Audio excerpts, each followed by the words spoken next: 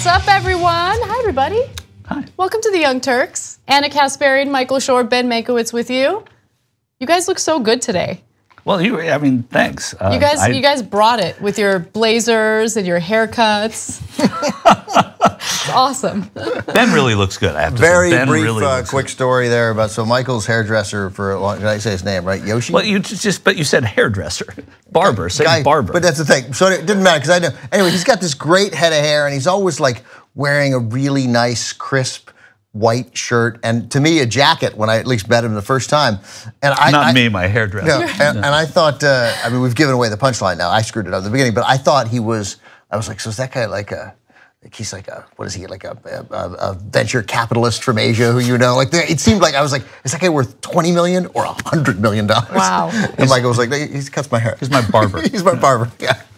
Very nice. All right. Well, we have a full day of news for you. Lots going on, including an update on the Syria situation and also hearings involving Mike Pompeo, the CIA director, current CIA director, who could be replacing Rex Tillerson as Secretary of State. We're going to talk about Vitter's wife and how she's been nominated as a district judge and how that's a disaster.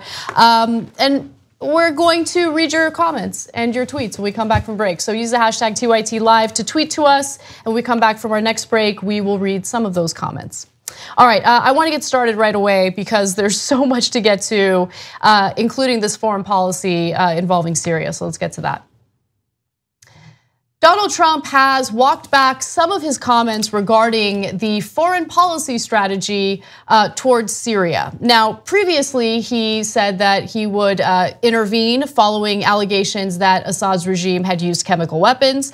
And now he is alleging that he never said that he was going to attack. And he'll make a decision very soon. So let me give you his most recent tweet on this. He tweeted, never said when an attack on Syria would take place, could be very soon or not so soon at all. In any event, the United States under my administration has done a great job of ridding the region of ISIS. Where is our thank you, America? So, like he reads all his mail. Yeah, please stop tweeting. Just stop tweeting. Walk away from your phone or whatever you use to tweet. This is such a bad idea. This sort of type of headline, this assessment that I'm about to make could be made every day. But I mean, a president of the United States never said when an attack on Syria would take place, could be very soon or not so soon at all. Like, it's just right. That's, but it's what? How do you? It's just a thing. It's the 19th most interesting thing that happened in Washington today. But he is a unhinged, unbelievably ignorant player on the world stage. And wavers on pretty much everything, goes back and forth. It really depends on who he's talking to on any given day. And the last person with whom he spoke. Right. And the other thing is he has nobody, he lives now in a room with people who he doesn't trust anymore. So he's got these new people there. There's no confidant there. There's no Bannon who he can, even if he disagrees with and doesn't like, that makes sense to me. There's nothing there. And John Kelly has been so marginalized there. There's nothing. I mean, he's just there with his phone, and that's his phone and the remote. Yeah. And the reason why I'm having this reaction to this tweet is not because I think we need military action in Syria. Don't misinterpret. I'm concerned because he changes his mind day by day and shares it very publicly on his Twitter account, which I think, it just kind of destabilizes the situation even further. And reporters did speak to him today, and he commented on this a little further, so I want to go to that video. Let's take a look. We're looking very, very seriously, very closely at that whole situation, and we'll see what happens, folks. We'll see what happens. It's too bad that the world puts us in a position like that, but as I said this morning, we've done a great job with ISIS. We have just absolutely decimated ISIS, but now we have to make some further decisions, so they'll be made fairly soon. Thank you all very much. Thank you. So it's clear there that he, is walking back the comments a little bit. These are the comments that he made on Wednesday, by the way, which were much more hawkish towards Syria and Assad's regime.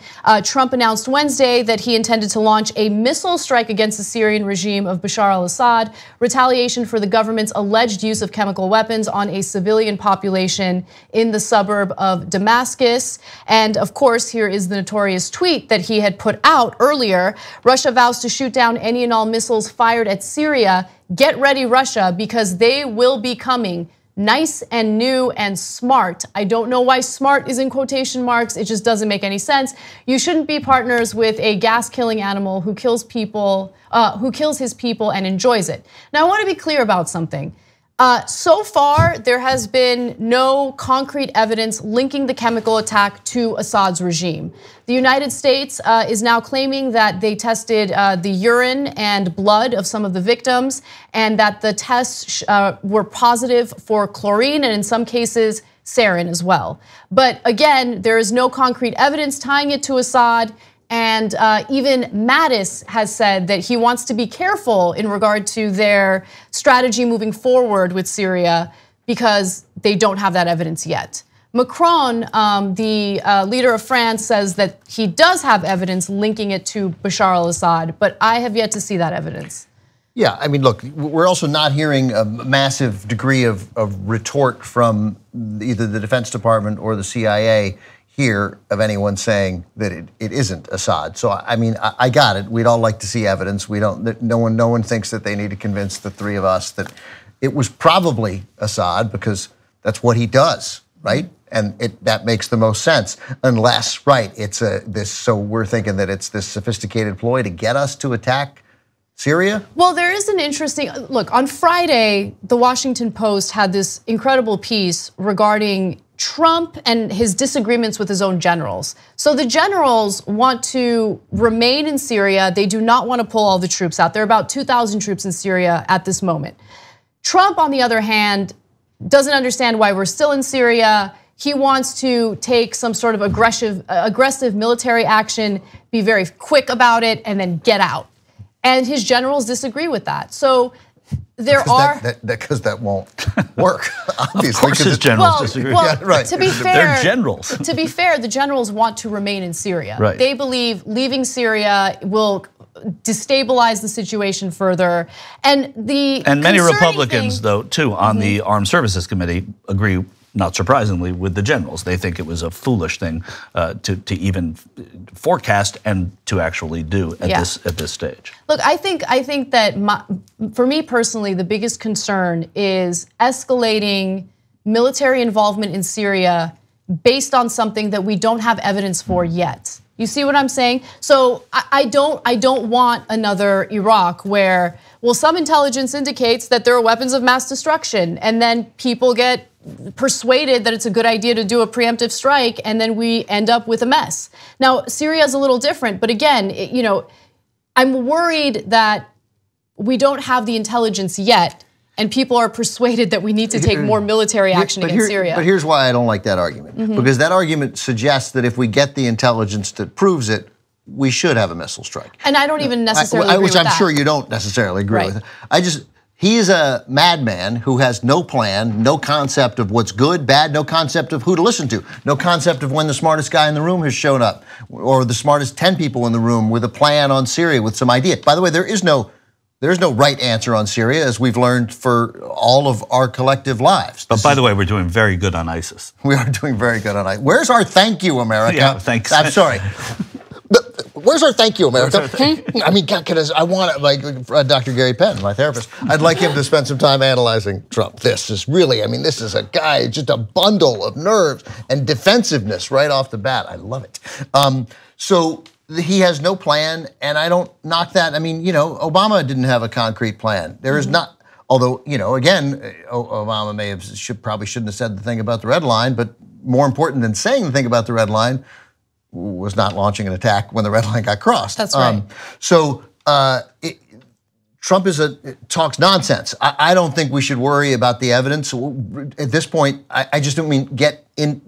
There's not some ruse being played here. Odds are, and Michael, you step in because you know better. You've been at least covering this or talking about it extensively for I-24. But like, when does the likelihood that it wasn't Assad is pretty small, right? It's pretty small. Right, and yeah, of course, I assume we'll look at it. And the oddity here is that we desperately need now both the Defense Department and the CIA, despite the fact that at least the CIA is run by people who we don't trust at all, to at least there are some professionals there who we hope will leak information if there is something suggesting otherwise. So I'm not waiting for something to prove it, because if they're spending the time proving that it was Assad, the only reason they would ever prove it to us is so that they can then justify to launch an attack. That's a good point, and I don't want to launch an attack, period. Right. I don't want to intervene further than what we've already done. I think it's a bad idea. I mean, we have not done anything to stabilize any situation in the Middle East in recent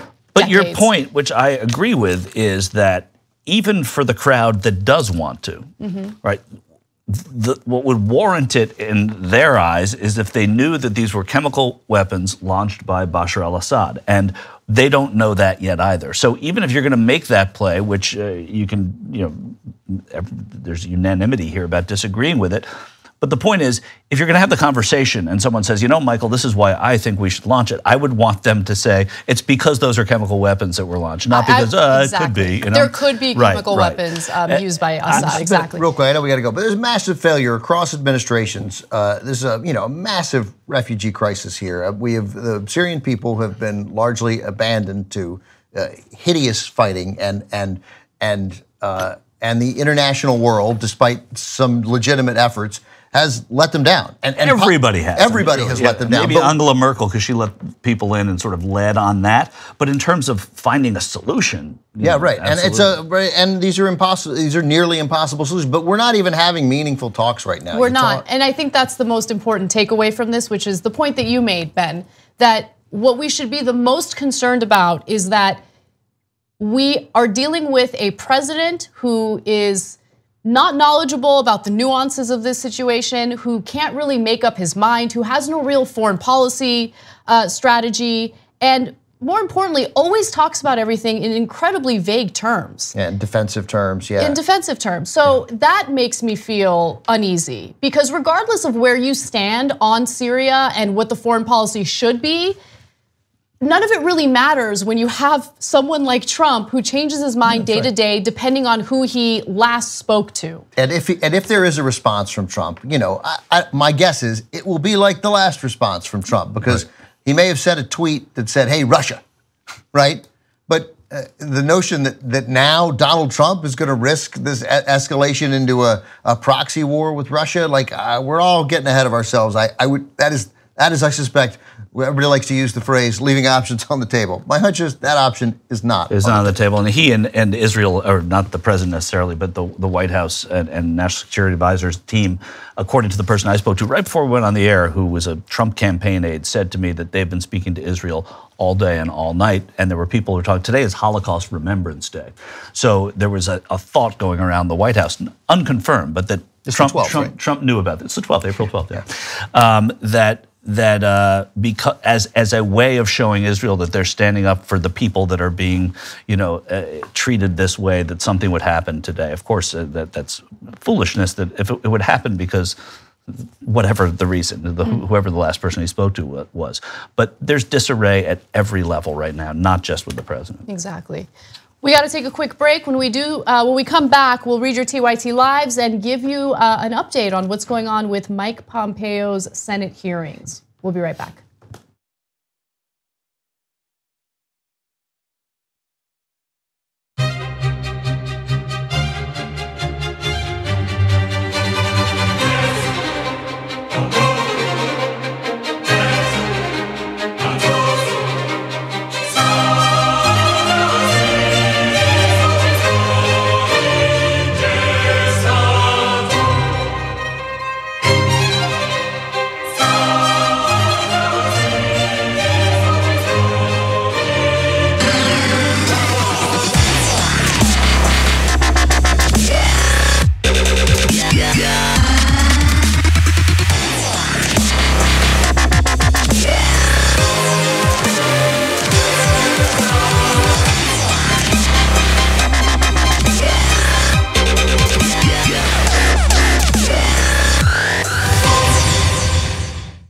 theory that some progressives had about Trump getting elected being a good thing because he would destroy so badly that people would be ready to throw in support for a true progressive. But I'm worried that the opposite is happening, that Trump is so extreme and so disastrous that he has now desensitized us to politicians that we typically would not like and not support. Even on the right, like, oh, if we could just impeach Trump and then we could have Pence. It's changed our standards. It's lowered our standards for politicians. So Anna, that's a great point. Now, all of a sudden, Corker's the middle? Are you kidding me? And what do the Democrats do? They just accept it. They're thrilled because they're like, well, that's the #1 trick they have, which is, well, you can't vote for the other guy.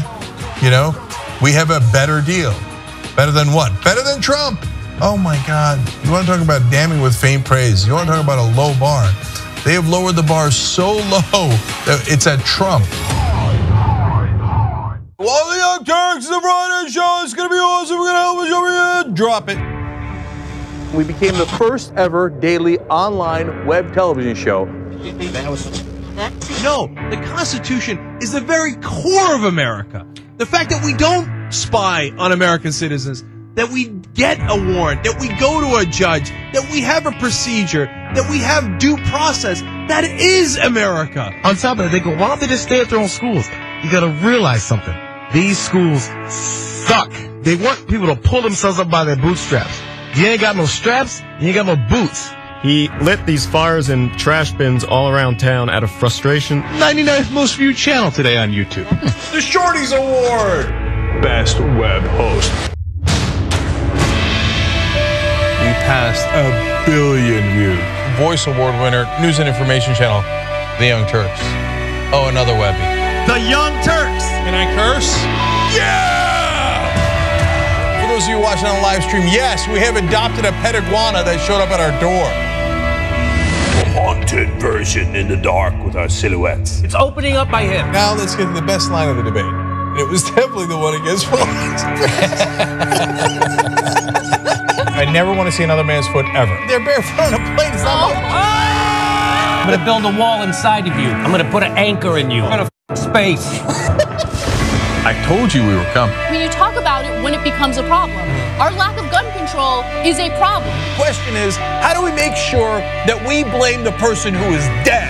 What kind of democracy is that? We should never forget that the most powerful people in the world exploited the greatest tragedy in American history to go to war in a country that had a lot of oil. Rolling thunder. That's what this show is.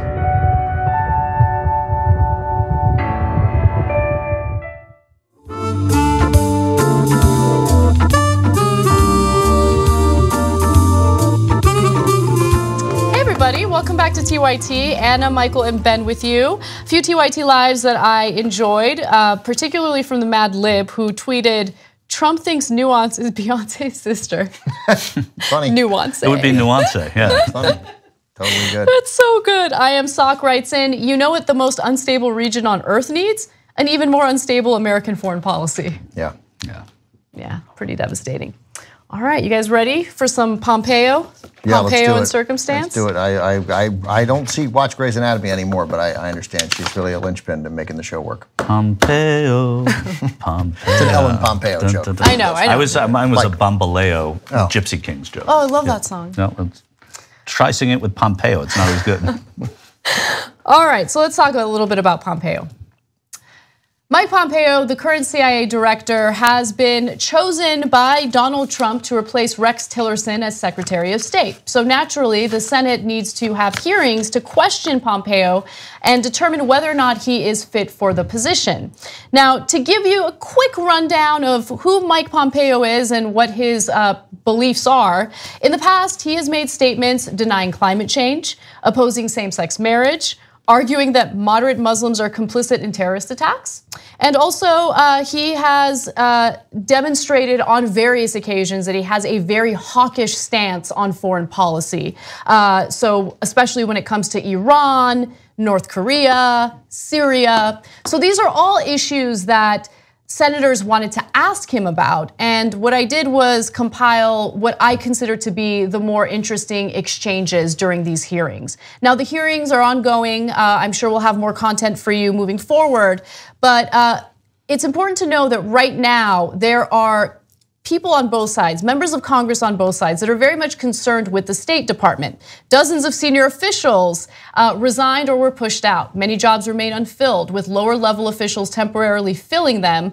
With the administration proposing State Department budget cuts of 31%, fewer young people are being recruited to join the next generation of diplomats. So morale is low within the State Department.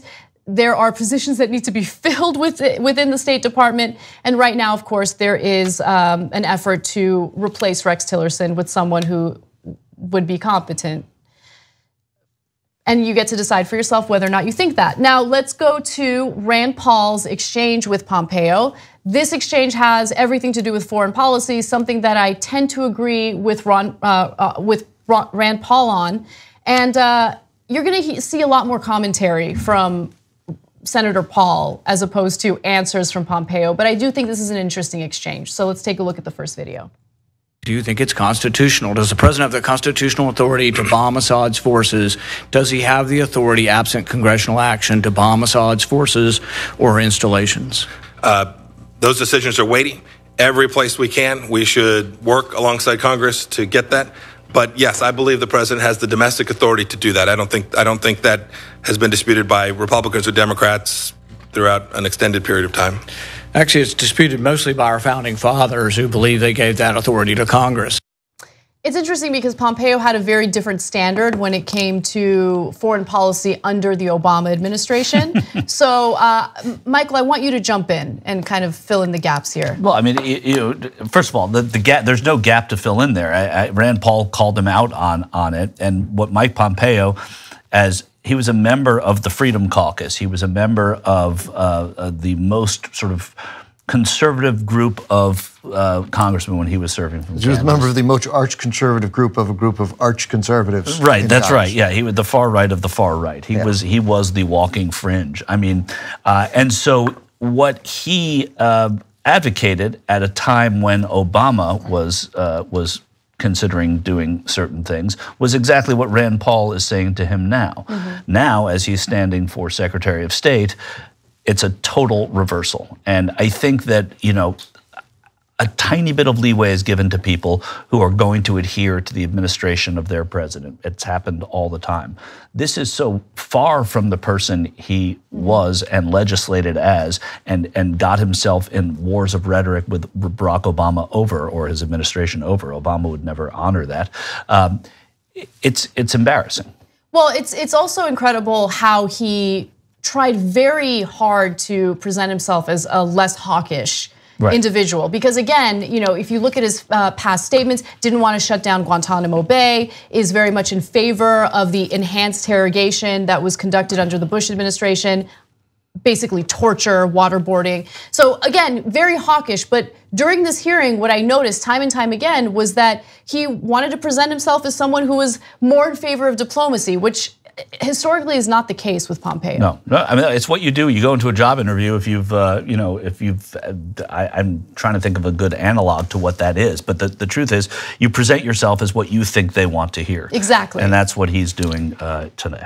There's no, again, we've crossed into a period with conservatives, elected conservatives in this country. There is almost no principle, and their partisanship, while accusing the Democrats of being partisan, and everybody is capable of being partisan, they're out of control. I mean, there is no principle on which they stand here. If it was Barack Obama was a Democrat, so you opposed him. The Freedom Caucus theoretically wanted limited government, right? And so, and the thought was what we were peddling, which at least those guys were principled. We may disagree with everything, and they may sort of advocate. They end up sort of perhaps unwittingly, but probably completely wittingly, sort of giving a voice to a significant amount of hatred in the name of fiscal responsibility.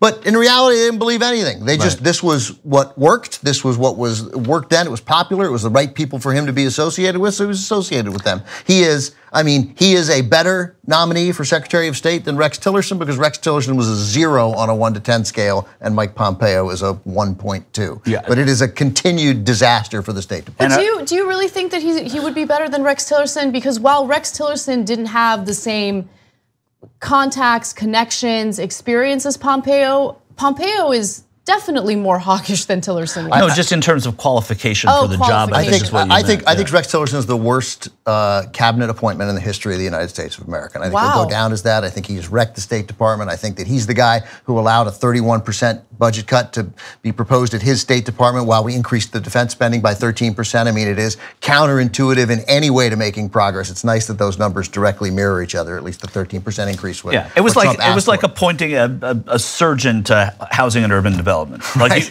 you wouldn't do, well, wait a second. But I mean, worse than that is that Tillerson again, and thank God he's gone, because and we liked him a little because he recognized the moronity of Donald Trump, but it didn't really matter. Like, this was still a guy who ran a giant oil company to whom the State Department was a thorn in their side. They had their own foreign service. They had their own diplomatic corps. They had their own military at Exxon. And then we turned this guy loose. And to them, the State Department and diplomacy was tightening of their belts, was infringed on their ability to make a profit. I mean, he was literally the worst person in the world for by far the most important cabinet job that we have, by a landslide.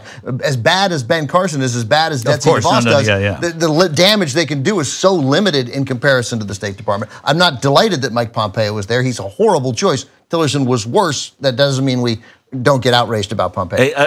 To this point, a Republican congressman in D.C. said to me when I was last there, said to me that Mike Pompeo is unqualified but ambitious. And within these spheres right now, ambition is winning. And that's what you have here. Ambition is scary when it comes from someone like Pompeo. Yeah. So I hear what you're saying, Ben, but my worry is that he is more aligned with Trump when it comes to the worst ideas that Trump has in foreign policy. Yeah, I don't disagree with that. And Tillerson, but I know that Tillerson wasn't really a mitigating factor when it came to Trump. I mean, Trump didn't really respect him, and he was just as marginalized as Kelly is at the moment. But he did mitigate on Israel, on the Iran nuclear deal. I mean, it was Tillerson's voice in the room that caused the president not to go all the way in that. So he was heard. Yeah, so too was Mattis. He got one, but in general. No, but I'm not saying. I know. I got you. It doesn't undo any argument you're making. Yeah, he was. So again, this is a crazy conversation that we have to have in America, where it's like, who do you think should be Secretary of State, Rex Tillerson or Mike Pompeo? And it's like a joke conversation. But yes, and they are both terrible in their own interesting ways. Unquestionably, one of the ways that Pompeo is dangerous is that he could appeal to Trump's most interventionist, darkest, most militantly belligerent side. Exactly. So I actually want to skip ahead to the video where Pompeo and Rand Paul are talking about the Iraq War and whether or not the Iraq War was a mistake. So this is video 4. Again, I'm skipping ahead. Just a note to the director. Let's take a look. Do you think the Iraq War was a mistake?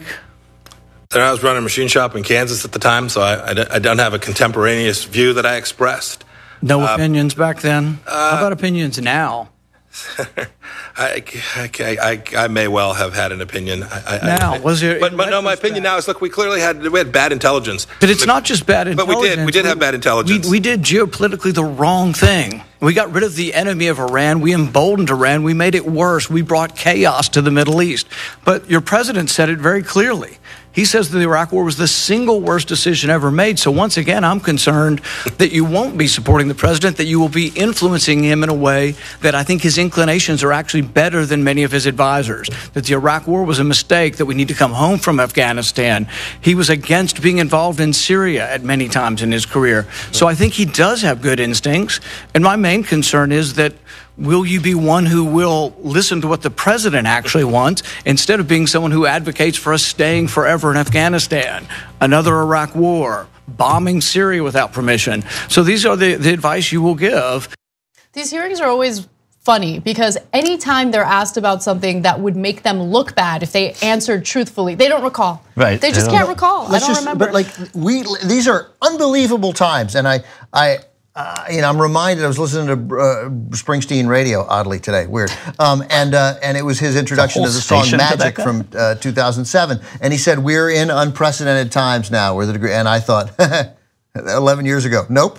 They've been re-precedented, right? Mm-hmm. And there are two things here that would make every Republican not vote for them if this were not vote for this guy, so that he'd have to withdraw his name. The committee, Foreign Affairs Committee, would say something. We can't support this guy. Yeah. One, he's going to be not. He said, I don't know. I was running a machine shop in Kansas at the time. You're about to be Secretary of State. It's the biggest foreign policy decision in the United States over the past 50 years, probably, right? And he's like, I don't know. I was running a machine shop. I don't know.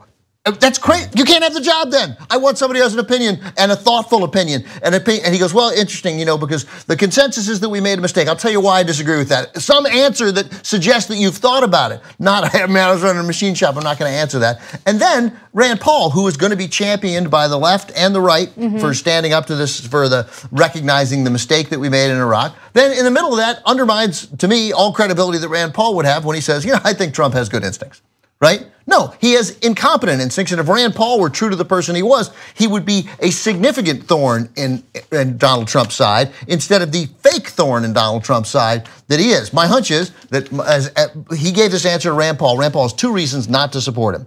Now, he's his neighbor. Right, Rand Paul will, right, they live next to each other and they'll get into a fight. And my hunch is Rand Paul will vote to confirm Mike Pompeo. So it's so nonsensical when we've seen two great reasons why this guy should never, ever, ever under any circumstances be secretary. Yeah, I mean, a lot of this stuff is political theater, an attempt to make sure their constituents see that they're speaking strongly about things that they support and that their constituents support. I mean, an example of that would be the Senate hearings with Mark Zuckerberg. Right. Well, that's the best example. That is the best example. It wasn't even about protecting data or privacy. It was more about, I'm a conservative lawmaker and I am very outraged that you are censoring conservatives, which they're not, but nonetheless. Right. When there's a sexy witness, everyone in Congress wants to question. Right. So there was political theater there, no question. But they weren't interviewing Zuckerberg for a job. You're right. Yes. And here, although maybe it was political theater, it was actually revelatory. Like those were Rand Paul asked questions that taught us something, right? But it won't matter. It doesn't make any difference that it taught us. And that's what gets me, is that maybe it's supposed to be political theater, but oh wait, this is good theater. Like this something interesting happened, and it won't make any difference whatsoever. $1 that he votes against him. You guys love betting. Like $2.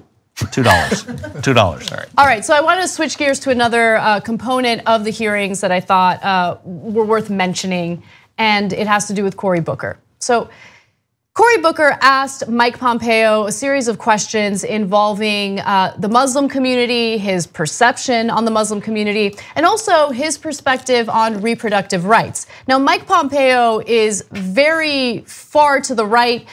He was a Tea Party congressman who served 3 terms. He is a self-identified conservative Christian. And so in the past, he has said things that were a little questionable when it comes to women's reproductive rights and about moderate Muslims. So let's go to video 7, where Booker asks him about his feelings toward the Muslim community. Take a look. In a speech, you talked about folks who worshipped other gods and called it multiculturalism. You sort of mourn that we live in a country where that happens. And you said something very dramatic, and I know you know this. You said that people who are silent are complicit in those terrorist attacks. Do you think that Muslim Americans in this country who serve in our military, who serve in the State Department, their failure to speak up, are they complicit in terrorist attacks? Senator, each and every human, not just Americans, each and every human being has an obligation to push back against this extremist use of violence. I also do believe this firmly, that for certain places, for certain forms of violence, there are certain who are better positioned, folks who are more credible, more trustworthy, have a more shared experience. And so when it comes to making sure that we don't have terrorists brewing in places where Muslims congregate. There's a special place, right? They have an opportunity. It's more than a duty, more than a requirement. It's an opportunity. So that was his take on that. I want to actually go straight to the next video where Booker continues talking about this subject, and he kind of calls him out on an inconsistency or a hypocrisy. Take a look. So you think that Muslims in America who are in positions of leadership have a different category of obligation because of their religion? That's what I'm hearing you saying. I don't see it. It's not an obligation. It's an opportunity. Okay, so Senator, it's interesting because I would agree with you that silence in the face of injustice lends strength to that injustice. I do believe, though, all of us, when this comes to violent actions or even violent words, have an obligation. And so I'm wondering, sir, do you know Frank Gaffney? Yes, I do. And you've been on his show dozens of times. I was on his show some, yes, Senator. I have here over 20 times, and he has talked about Muslims should be, who abide by the adherence of their faith should be considered, should be tried for acts of sedition and should be prosecuted. Did you remain silent when you were on his show? Did you ever question? Because I have a lot of his statements here. What about Bridget Gabriel? Do you know her? I do. Someone who runs an organization that has been considered a hate group by the Anti-Defamation League and the Southern Poverty Law Center. Were you silent? Did you ever call her out on her remarks that are hateful or bigoted? Senator, I couldn't tell you. I don't recall each statement I've made over 54 years. Okay, well, I believe the special obligation that you talk about for Americans to condemn things that are attacking our Constitution, our ideals, would obligate you in your own definition to speak out. So he's pointing out how there are different standards when it comes to the Muslim community, according to how Pompeo has treated certain situations. That was clever. Yeah, it was good. Nice. Yeah. Good setup. Good, delivery. And so the final portion of the Booker exchange has to do with reproductive rights. And again, Pompeo is not in favor of the reproductive rights that women have at this moment. He is not in favor of abortion. And when Booker asks him about it, he is noticeably uncomfortable. Take a look. You said in a speech that mourning in America that endorses perversion and calls it an alternative lifestyle, those are your words, is being gay a perversion? Senator, when I was a politician, I had a very clear view on whether it was appropriate for two same-sex persons to marry. I stand by that. So you do not believe it's appropriate for two gay people to marry? Senator, I continue to hold that view. It's the same view. And so people in the State Department, I met some in Africa that are married under your leadership. You do not believe that should be allowed? Senator, I believe it's the case. We have married gay couples at the CIA. You should know. I treated them with the exact same set of rights. You believe that gay sex is a perversion? Yes or no? Senator, if I can, yes or no, sir. Do you believe that sex is a perversion? Because that's what you said here, Senator, in one of your speeches. Yes or no? Do you believe gay sex is a perversion? Senator, I'm going to give you the same answer I just gave you previously. My respect for every individual, regardless of their sexual orientation, is the same. So I apologize, that obviously was not about abortion. That was about same-sex marriage, which he has been against. And, I don't know how much of an impact that would have as someone who is Secretary of State. Obviously, foreign policy is more in his wheelhouse should he get confirmed, but it still gives you a sense of who he is. It's integrity. It's about integrity. Yeah, it's also, by the way, totally related to foreign policy. I mean, how do we treat? Do we fund countries in the? Countries have, African countries, for example, have had very different tactics, some successful, some unsuccessful, in how to treat HIV and AIDS. Some countries have excoriated and victimized gay people or anyone with the disease, while other countries have thought, let's distribute condoms and educate people. What do you know? The rates came crashing down. Under the Bush administration, we were much more likely to fund abstinence and harshness than we were education and condoms. So that matters. That would exactly be something that Mike Pompeo's State Department would touch on, and I guarantee you he will be on the wrong side of it. There's no evidence. There's 100% clarity of how he would decide to attack something like that, because he thinks, by the way, no matter, I treat everyone the same except people having gay sex, which I think is a perversion, which we know that because he said it. He didn't repeat it, but he said it. Right, that's true. Oh, well, Mike Pompeo is not the only person who is undergoing hearings. We also have Wendy Vitter, who has been nominated by Trump to become a district judge. We will get to her hearings when we come back after the break.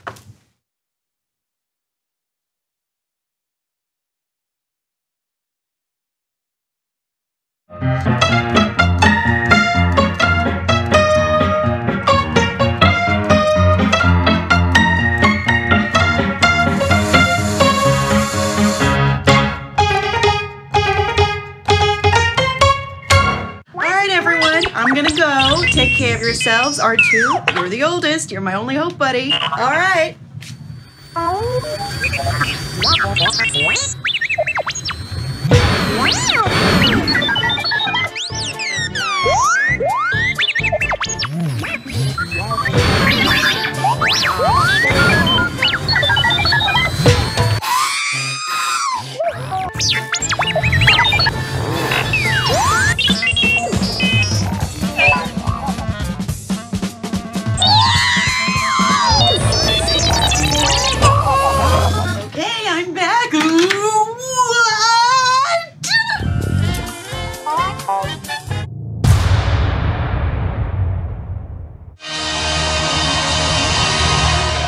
Welcome back, and thanks for watching. Special thanks to our guest, Hillary Clinton. Hey, Hillary, thanks for being our guest, and really, thanks for allowing me to be within 4 feet of you without charging me $3,000. But I want to give you a proper thank you, Hillary, and so can we get some thank you note writing music, please?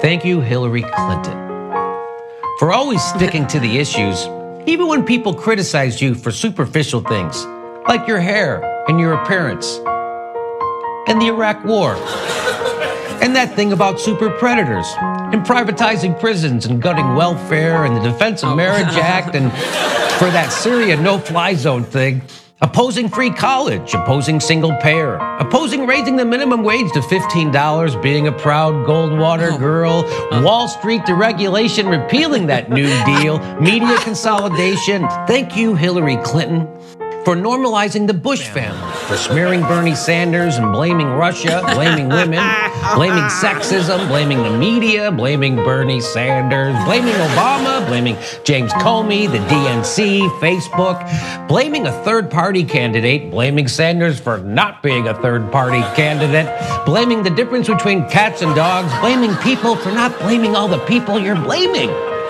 Blaming blame. You showed girls everywhere that politics isn't a popularity contest, mainly by being really, really unpopular. I mean, if politics were a popularity contest, we would have nominated someone who consistently pulled ahead of Donald Trump, like Bernie Sanders. Thank you, Hillary Clinton, for being the most experienced candidate ever at not standing up for anything. And thank you, Hillary Clinton, for standing up to the critics who said a woman couldn't run for president as a Democrat when she was really a Republican. Thank you, Hillary.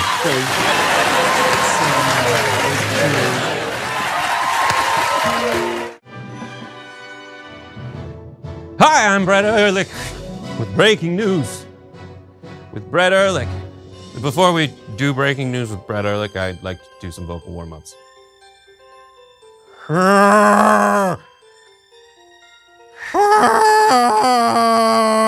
Ribbit! I pooped a sandwich. I pooped a sandwich. I'm ready.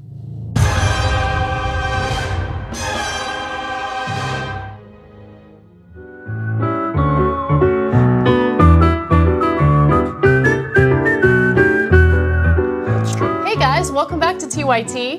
A few TYT lives for you.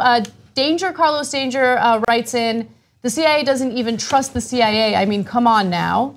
Also, I love this tweet from just another name. Tillerson wanted profit, but Pompeo wants war.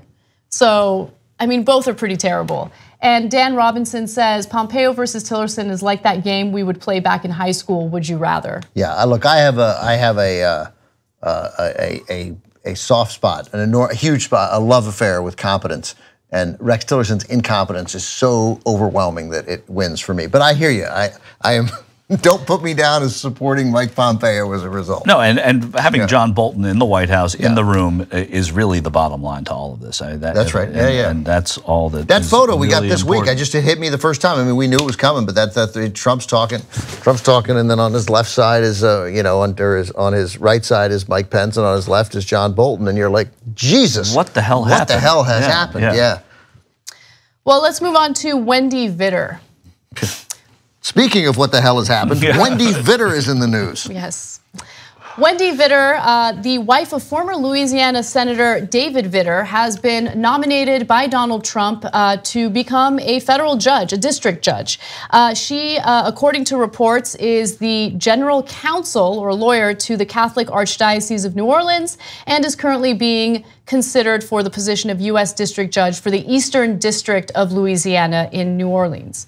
Now, she is undergoing hearings, and in those hearings, a lot of her views on social issues are coming up, including her views on reproductive rights. She is very much right-wing, very much against reproductive rights. And in the next video, she is specifically asked about the issue of segregation.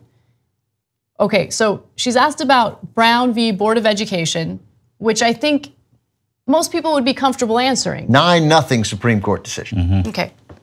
Here's how she handled that question. Take a look. Ms. Vitter, do you believe that Brown versus Board of Education was correctly decided? Senator, I don't mean to be coy, but I think I get into a difficult area when I start commenting on Supreme Court decisions, which are correctly decided and which I may disagree with. Again, my personal political or religious views, I would set aside. That is Supreme Court precedent. Do you believe it was correctly decided? And again, I will respectfully not comment on what could be my boss's ruling, the Supreme Court. I would be bound by it. And if I start commenting on I agree with this case or don't agree with this case, I think we get into a slippery slope. Is she a judge now? Has she been a judge? She's a lawyer for the Catholic Church. What year was it? It was the easiest question in the history of questions ever asked. No, this is insane. So, by the way, she was asked a follow-up to that, and it was a little bit of a softball, actually, to kind of give her an opportunity to say, I do agree with that decision.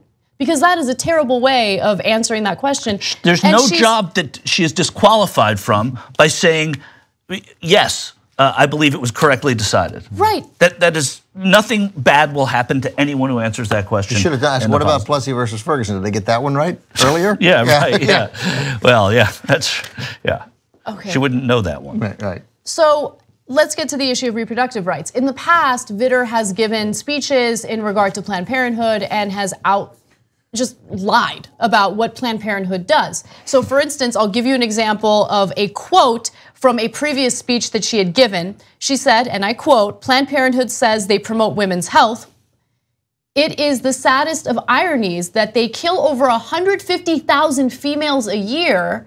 The first step in promoting women's health is to let them live." So she was asked about that, among other reproductive rights related questions. Here's how she handled those questions. Take a look. Do you consider yourself to be pro-life now? Yes, Senator, I am pro-life. Unqualifiedly pro-life.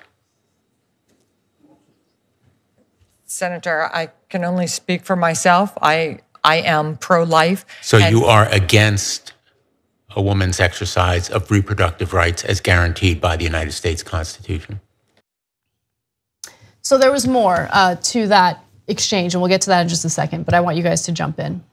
I like this thing where she, that moment where she sought to distance herself from that panel This 2013 panel called Abortion Hurts Women, and the brochure promoted a variety of unsubstantiated claims. I'm reading from NPR here, linking birth control pills to breast cancer, cervical and liver cancers, and quote, violent death. Right? Yeah. So on this last point, violent death, the brochure alleged that women who take oral contraceptives prefer men with similar DNA. So if you take the pill, you respond to men with similar DNA, and that women in these partnerships have fewer sexual relations, leading to more adultery and, quote, understandably, violence. Yeah, she's a lunchbox. This is a common tactic, a common strategy used by these pregnancy crisis centers.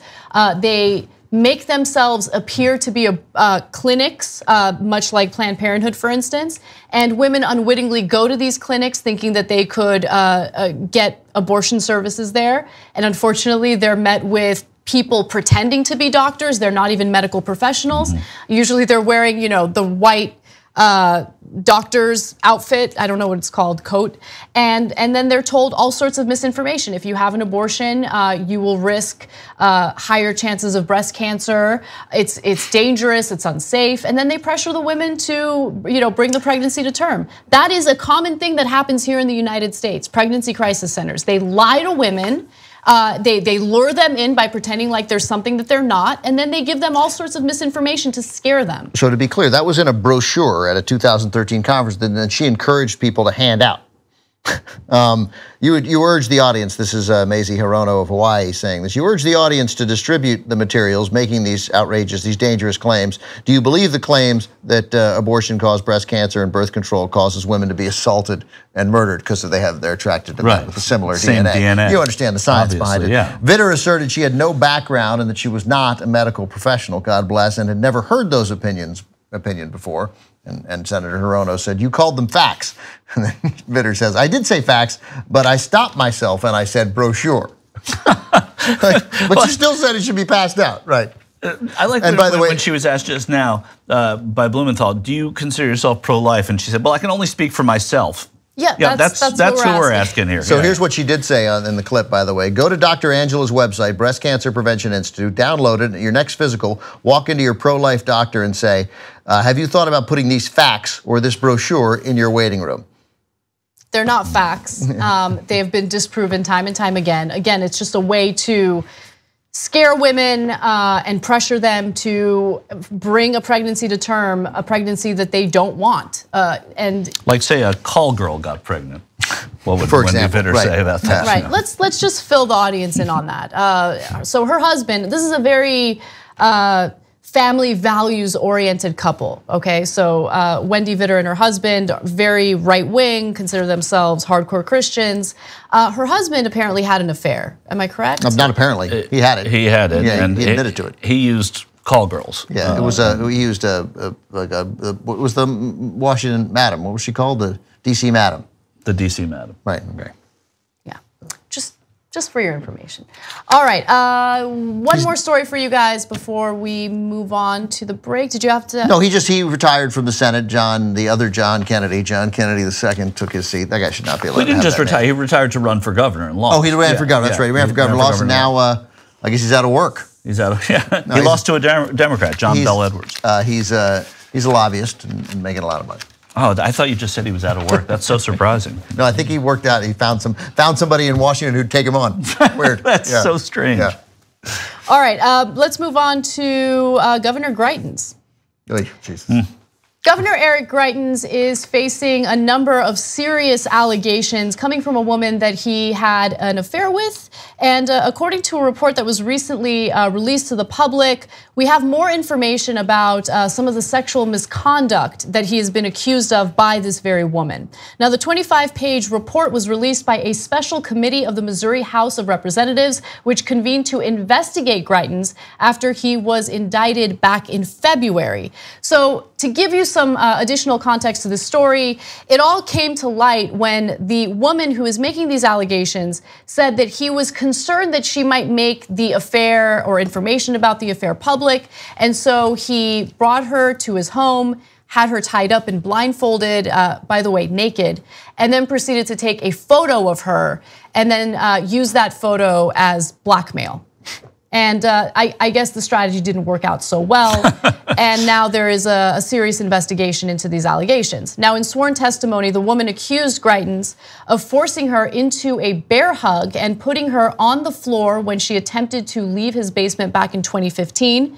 She also testified that he forced her into oral sex while she was crying uncontrollably. Finally, the woman also told lawmakers that Greitens blindfolded her, tore her shirt open, pulled her pants down, took a photo without her consent, spat in her face, and called her, quote, a little whore. I didn't understand. Those things happen at the same time. Doesn't really matter, but I thought those were over 2 different times, but maybe I misread it. She eventually said that she acquiesced to the oral sex. You can hardly, there's no acquiescence there, because she thought it was the only way out of the basement. Like her way to freedom was to complete the act. So prior to this report being released, Greitens held a press conference and said, the report is full of lies, it is a political hit job, this is a witch hunt. In fact, we'll play you a portion of that and come right back. Over 3 years ago, I made a personal mistake. I engaged in a consensual relationship with a woman who is not my wife. It was a private mistake that I regret every day. And with the help of friends and loved ones and prayer, my family moved forward. This was a private mistake that has nothing to do with governing and shouldn't be about politics. But people are turning that personal mistake into a political spectacle and telling new lies about it. So he's denying it. He says that it was a consensual affair that he regrets, but that nothing was done against her will and that these charges are unfounded. So. Surprisingly none. I mean, to call it's beyond a personal mistake now. It has crossed that barrier. This political witch hunt, this report, which was released Wednesday night by the Missouri lawmakers, are made up of 2 Democratic lawmakers. Thank you. And 5 Republican lawmakers. Right. That's who's orchestrating the witch hunt against him, is a report that is 71% Republican. And Josh Hawley, who is the Republican candidate for Senate against Claire McCaskill, immediately said this is ridiculous and he's got to go. So once your own turn on you, it's a matter of minutes. When this first came out, I don't know when it was, a couple of months ago, 2-3 months ago, I tweeted he's not going to make it till morning. I was wrong, but he's not going to make it till morning. This is a guy, years ago, he reserved Eric Greitens for President.com. And he's a handsome guy. He looks like a politician in front of the mic. Veteran. He's a Rhodes Scholar, a Navy SEAL, Bronze Star, Purple Heart. Everything about he's the 2nd youngest governor in the country. So everything about him suggested that he was a star on the rise. But it turns out that he should be in prison. He's an abusive cretin. Should be in prison for the assault itself. If you want to debate the merits of the blackmail. Blackmail. The blackmail seems. The blackmail seems more easily provable. Right. But for both, he deserves to be not out of office, but he deserves to spend like 5 to 7 years behind bars. For president of Block B. Right, totally. Yeah, right. So if you look at public opinion in his state, it appears that a lot of people are turning on him, including some of his constituents who voted for him. 47% of people in Missouri disapproved of the job that Eric Greitens is doing. 48% think he should resign. And 36% say that he shouldn't. So more people believe he should resign. I know, but 36%, I mean, that's so disappointing. It's not, I mean, first of all, how does Missouri get away with having a panel of 7 where it's not 4-3? It was 5-2 Republicans. Right, that's true. I mean, the deck is stacked in his favor. And the report came out against him because they found these 2 pieces of chilling information. One, the attack itself, and then the blackmail. He's a criminal. Yeah. Eric Greitens is a criminal. And it's not hard no matter your party affiliation to say that. It's the state party that brought you Todd Aiken. Oh yeah, that's right. Yeah, that's right. All right, we got to take one more break in this hour. When we come back, Mark Thompson will be joining us. Unfortunately, Michael has to go. I think that's a careless use of the word unfortunately, but all right. Yeah, well, I think it's probably, it's probably she was trying to say that it's sad that I'm leaving. Yeah. Right, that's what I'm disagreeing with. Oh, you're the worst. All right. Ben, you're my friend. Thankfully, look, Mark Thompson's going to be here. Show's about to get better. Louder. All right, we'll be right back, everyone.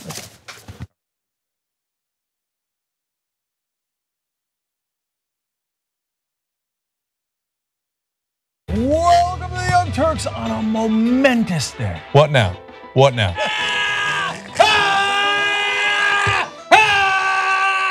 We get animated about the news. Yes, we're not the robots on TV. I actually care about the news.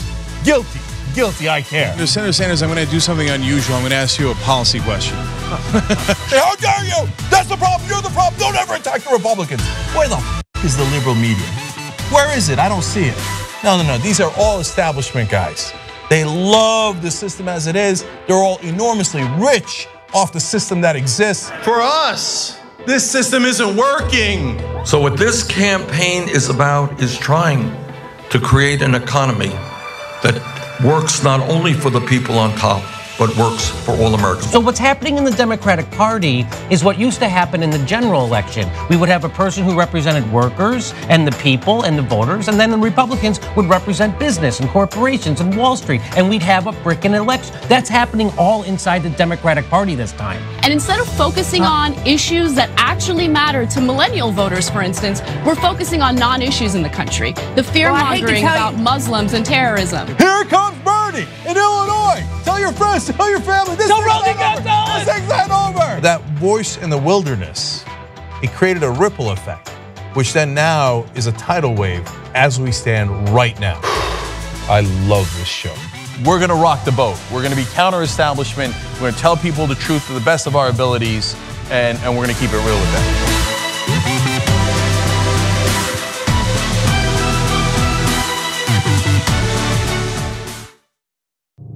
Do you trust the establishment media? The United States economy has never been better. Monetary policy is spectacular. Everybody thought Jamie Dimon was the king of Wall Street last week. Well, it might be Ken Lewis now. He takes the crown. The best sales force out there is Merrill Lynch, and now it goes to BofA. It's pretty amazing. Pretty amazing. Lewis now. Buying opportunity. I do think this is a buying opportunity. We're going to see a stabilization and just a tremendous snapback. The rally will be jaw-dropping. The Occupy Wall Street movement is not a spontaneous protest against economic inequality. This is what we mean by the establishment press. It is a well-thought-out campaign. To bring down the infrastructure of this country. The embarrassment is that I'm given credibility in this world because of the disappointment that the public has in what the news media does. I'm the former chairman of the Veterans Committee, and I learned a little bit about the cost of war. What the president is trying to do, and I agree with him, is to do everything that we can without going to war. So what do you say to your critics? I'm talking about Democratic critics who say, you know what, he's really just a socialist pacifist. I very rarely read in any coverage of Bernie that he's a socialist. Bernie Sanders is a socialist, for God's sake. Most analysts are saying that Hillary Clinton's going to win in a landslide. I continue to believe Mr. Trump will not be president. We've got Trump at 279, 259. Wait a minute. I know you don't believe that.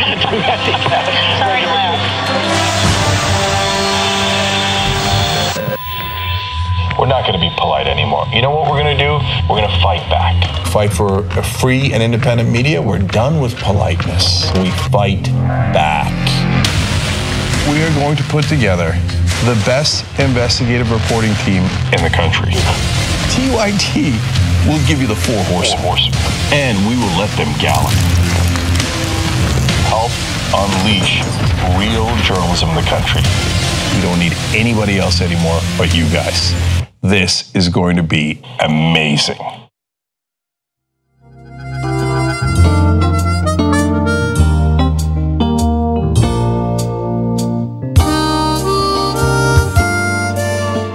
Hey everyone, welcome back to the Young Turks. Anna Kasperi and Mark Thompson. And Ben kids. with you. I already feel better that Mark's here instead of Michael. What's up with the Michael hate? He loves Michael. That's how he can say that. Yeah, that's right. I want to do some member shout outs before I do the TYT lives. Members help keep us independent. We love you guys. Brian Driscoll and Trisha Carey are the members member shout outs of the day. Also, a few TYT lives. All right. There Will Be Wit says, this is Trump's version of a qualified federal judge. Pretty devastating. LL Bishop says, oh, he prayed about it. It's all okay then. In response to Vitter sleeping with call girls. How about a woman up for a federal judgeship? Anybody, I don't mean a woman, a candidate up for a federal judgeship who can't say that Brown versus Board of Education was right. Yeah, you just obviously Brown versus Board of Education is right. I do not want that answer to be taken as a fair game to ask me about any case. Obviously, there was a 9-0 decision, clearly the right decision. We cannot, separate but equal was overruled and appropriately so. Next. Yeah, but, that was a remarkable moment. Yeah. Yeah, it's incredible. Yeah, and she's not even, I mean, I don't even know if she's 100% sure which one that is. You know, she's like, is that the abortion one? Or is that the one where they made my kids go to school with black kids? I don't like either of them. Yeah, they both sucked. Yeah. All right, National Enquirer. It's in the news again, and it is scary to know how publications can kill certain stories that go against their political favorites or favorite political candidates. A new report in the New Yorker and the Associated Press indicates that there were other instances of the National Enquirer, which has been very favorable to Donald Trump, catching and killing certain stories that would make Trump look bad. Now, we know about the story involving a woman that Trump had an affair with, and how the National Enquirer essentially bought the rights to her story and then did not publish anything about the story. But now we have yet another example of the National Enquirer doing something very similar. So let's get to that. Now, National Enquirer publisher American Media Inc. paid $30,000 in late 2015, about 8 months before Michael Cohen paid off Stormy Daniels, to a man by the name of Dino Sajudin,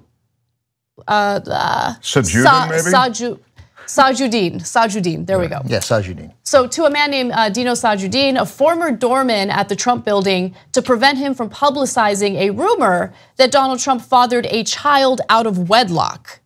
He had told the tabloid that he heard Trump fathered a child, Trump fathered a child with a Trump employee in the late 1980s. So that is the story that the National Enquirer did not want published anywhere. So they met with this guy, they paid him $30,000, and then they never published or ran this story because they had no intention of doing so. Now, what's interesting is someone leaked information about this deal to the media, and so the former Trump employee decided to speak to the press about all of this. And he said, I can confirm that while working at Trump Tower, I was instructed not to criticize President Trump's former housekeeper due to a prior relationship she had with President Trump, which produced a child. Now, I want to be clear about something. We have absolutely no evidence that he actually fathered a child with someone that he had an affair with. Doesn't sound like Trump to me. Again, we don't have evidence, and I don't even want to speculate. But with that said, I think that what's happening right now with the National Enquirer is scary and, damaging to our whole political system. I mean, if they are going out of their way to silence people, first of all, there's an issue with potential campaign finance laws being broken, which needs to be investigated.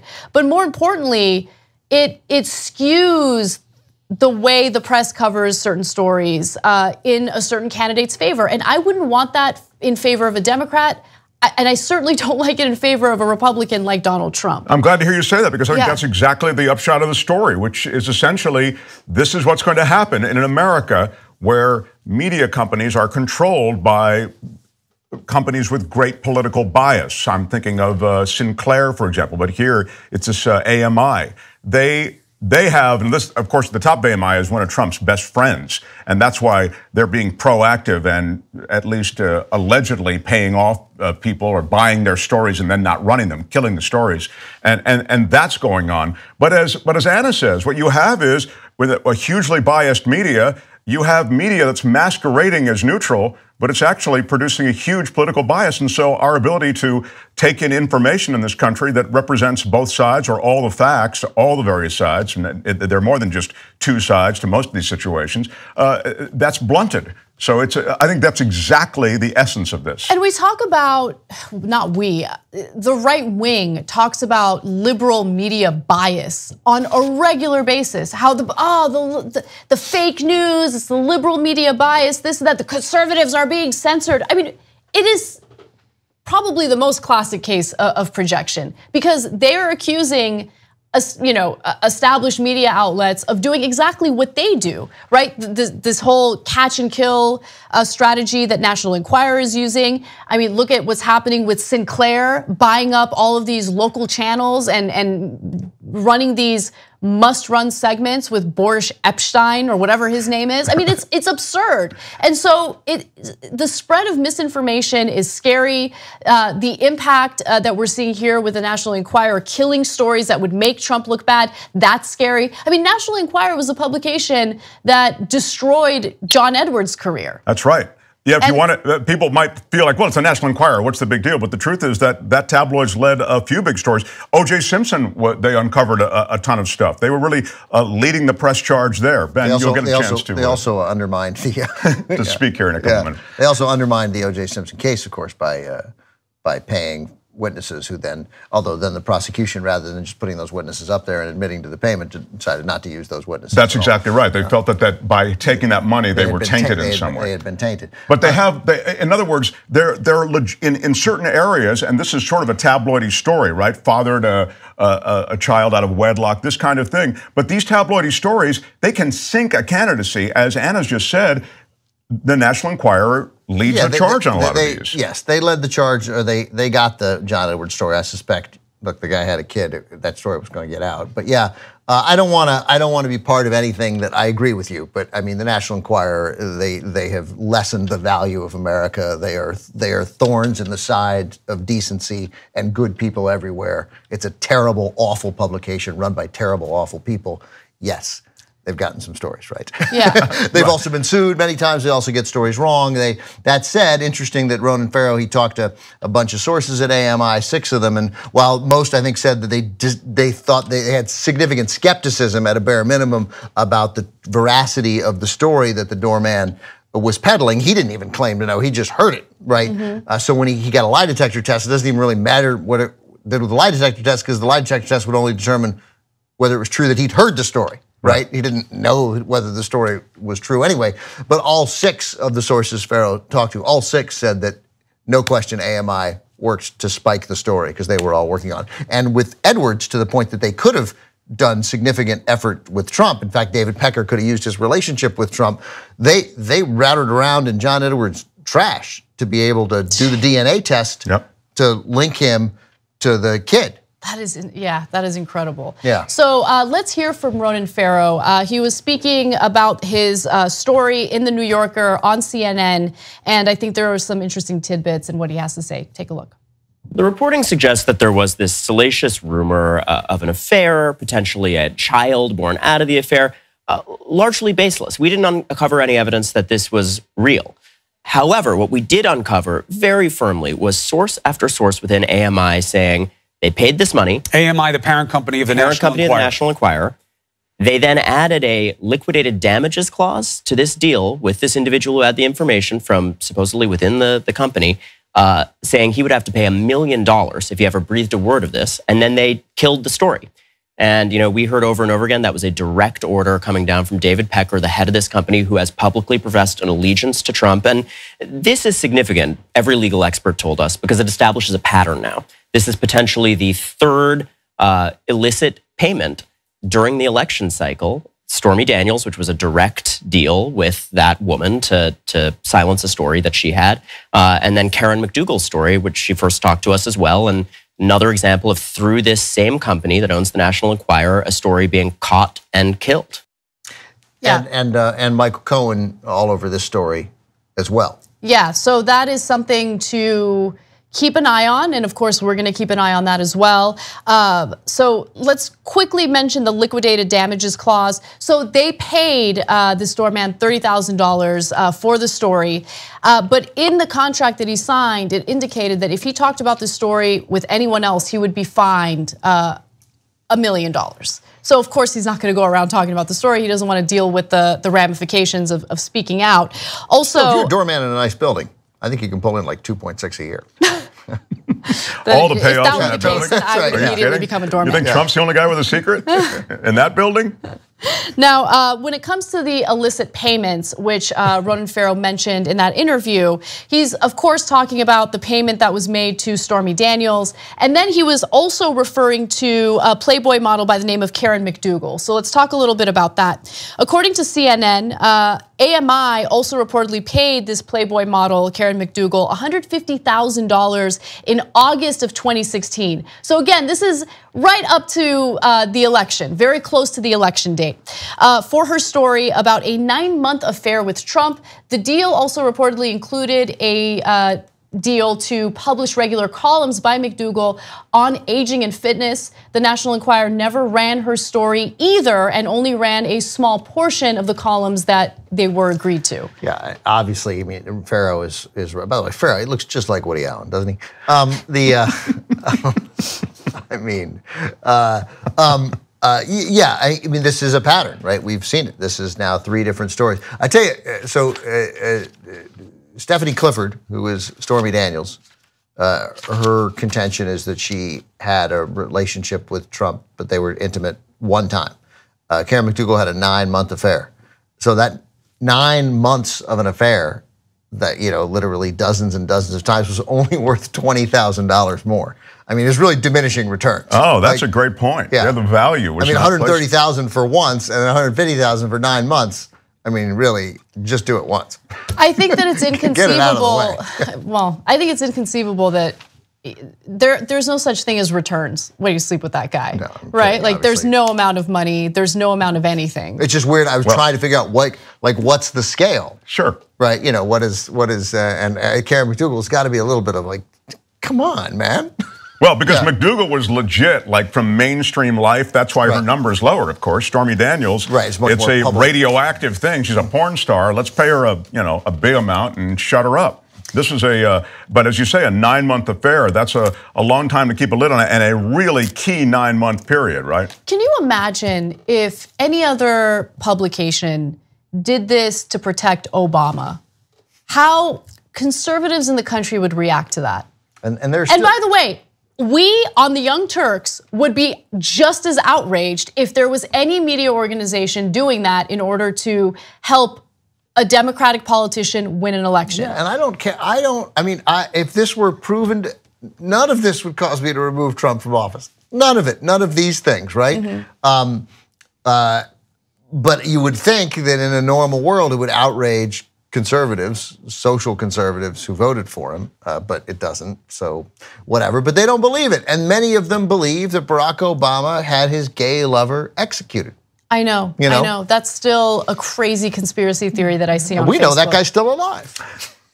Walking the streets. All right. Yeah, the only thing I was going to say is that Ben is onto something in this world of what is rising to the level of conservative outrage. And the truth is that most of the stuff with Trump and the Access Hollywood stuff, that verbiage was dismissed as locker room talk. And they were ready to wrap their heads around that. The Stormy Daniels thing, they're ready to give him a mulligan on that. And it's likely if there was a 9-month affair, there'd be a workaround on that too. And maybe there should be on these things. In other words, these aren't matters of policy or governance. Our issue, I think, is the way he's administering to this country. What he does and the fact that he's a lout on the outside is not a surprise, and it's also not grounds for removal from office. Right. Again, to clarify, I don't care about his affairs. I don't care about anyone's affairs. What I do care about is the media purposely holding back from reporting certain stories because they want to make sure that only favorable things are published about their favorite candidate. I have a huge problem with that. And I also have a problem with breaking what little campaign finance laws we have in place. And it appears that, there were some issues there with the Trump campaign. I'm glad that Lanny Davis, because his name keeps, like Lanny Davis has, in 1976, Lanny Davis beat my father for the Democratic nomination for Congress and then lost the seat, which should have been a shoo-in, and then a Republican won 2 years later, a Democrat won. And Lanny Davis lied about his college standing and whatever. But my dad ran a stupid campaign, finished second in the primary, 5 people in the primary. And he would have been elected to Congress and would have been fun. But I don't bear any, things worked out for my father in a major way, right? Lanny Davis was, this giant Clinton defender, Bill Clinton, and in the impeachment, great. Then became, showed up on Fox News all the time and became a useful Democratic talker on Fox, right?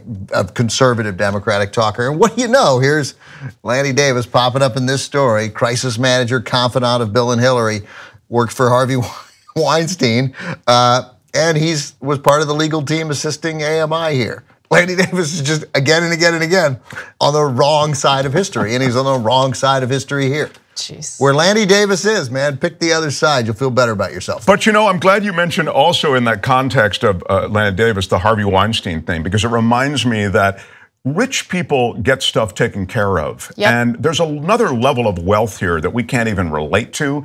And that's this Trumpian kind of regal wealth, even though I understand he's a fraud in terms of his wealth and all the rest. But that's the kind of, those are the shoulders he was rubbing with. And I think that you remind me with the Weinstein reference that was what Harvey Weinstein's deal was, as we learn. A lot of stuff was getting suppressed, it was getting taken care of. And, he had a stream of stuff that was sort of a growing toxic pool of drugs that was getting out there. Yeah, I mean, these payoffs that AMI engaged in, I mean, we're certain that Harvey Weinstein was engaged in plenty of them, who knows how far back. But by the way, and if there's anybody to tell us who it is, it would apparently be Ronan Farrow, because, I mean, just interesting, captivating, relevant story after story after story after story. What a great job. He laid the whole thing bare in both cases. And his writing is so, I mean, I don't know, it's really crisp and followable, and yeah, he's doing a great job uncovering terrific. These stories. Yep. All right, we got to take one more break. We'll be right back with more stories, including Bank of America and what it's planning on doing to stop some of these mass shootings in the country. Come right back.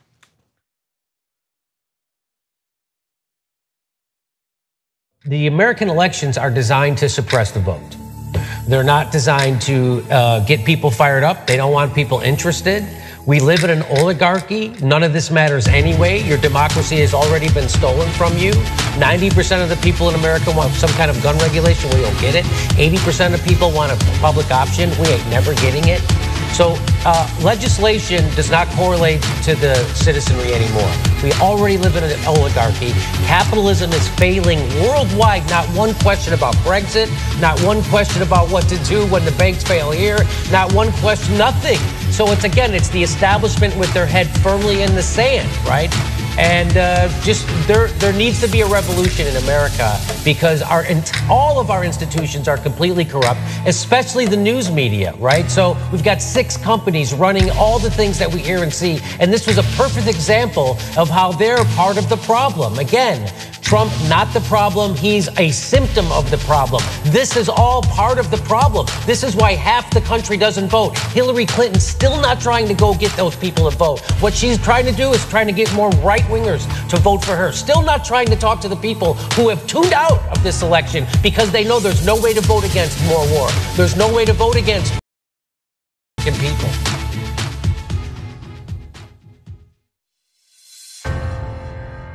That 300 million is a pretty good number. We were doing a press release on it, and I got all worked up. And I said, okay, well, that's the size of the U.S. population. You know what our next target is? The size of the entire world on the road to 6 billion. Although by the time we hit it, it'll probably be 7, maybe 8 billion. Not a big deal. A couple of days ago on the TYT network, we passed 1 billion views. What the hell? What the hell? No, that's a big freaking deal. 2 billion views. What now? Sorry. What did we do? 2 billion? 2 billion. They said it couldn't be done, but it was done. We just crossed 5 billion views on YouTube. I mean, imagine 10 years ago thinking one day. We looked at you like, are you nuts? Young Turks crosses 6 billion views. They said you couldn't do it. You can't change the media. Don't try. Well, here we are. We're changing the media. Thank you, thank you, thank you.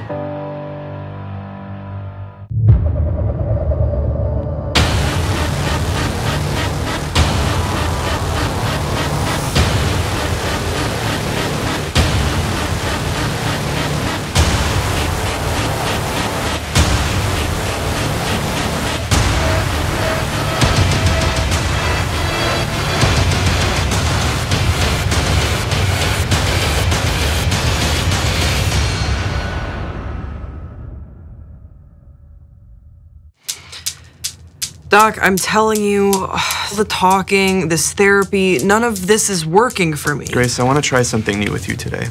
Really? Yeah, bear with me. What do you see? Blood. Okay. More blood. Okay, good. What about this one? Buckets of blood on the floor. Okay. The Zodiac Code. A disembodied head. John Wilkes Booth. Okay. John Wayne Gacy. A dead body. A dead body. Your dead body.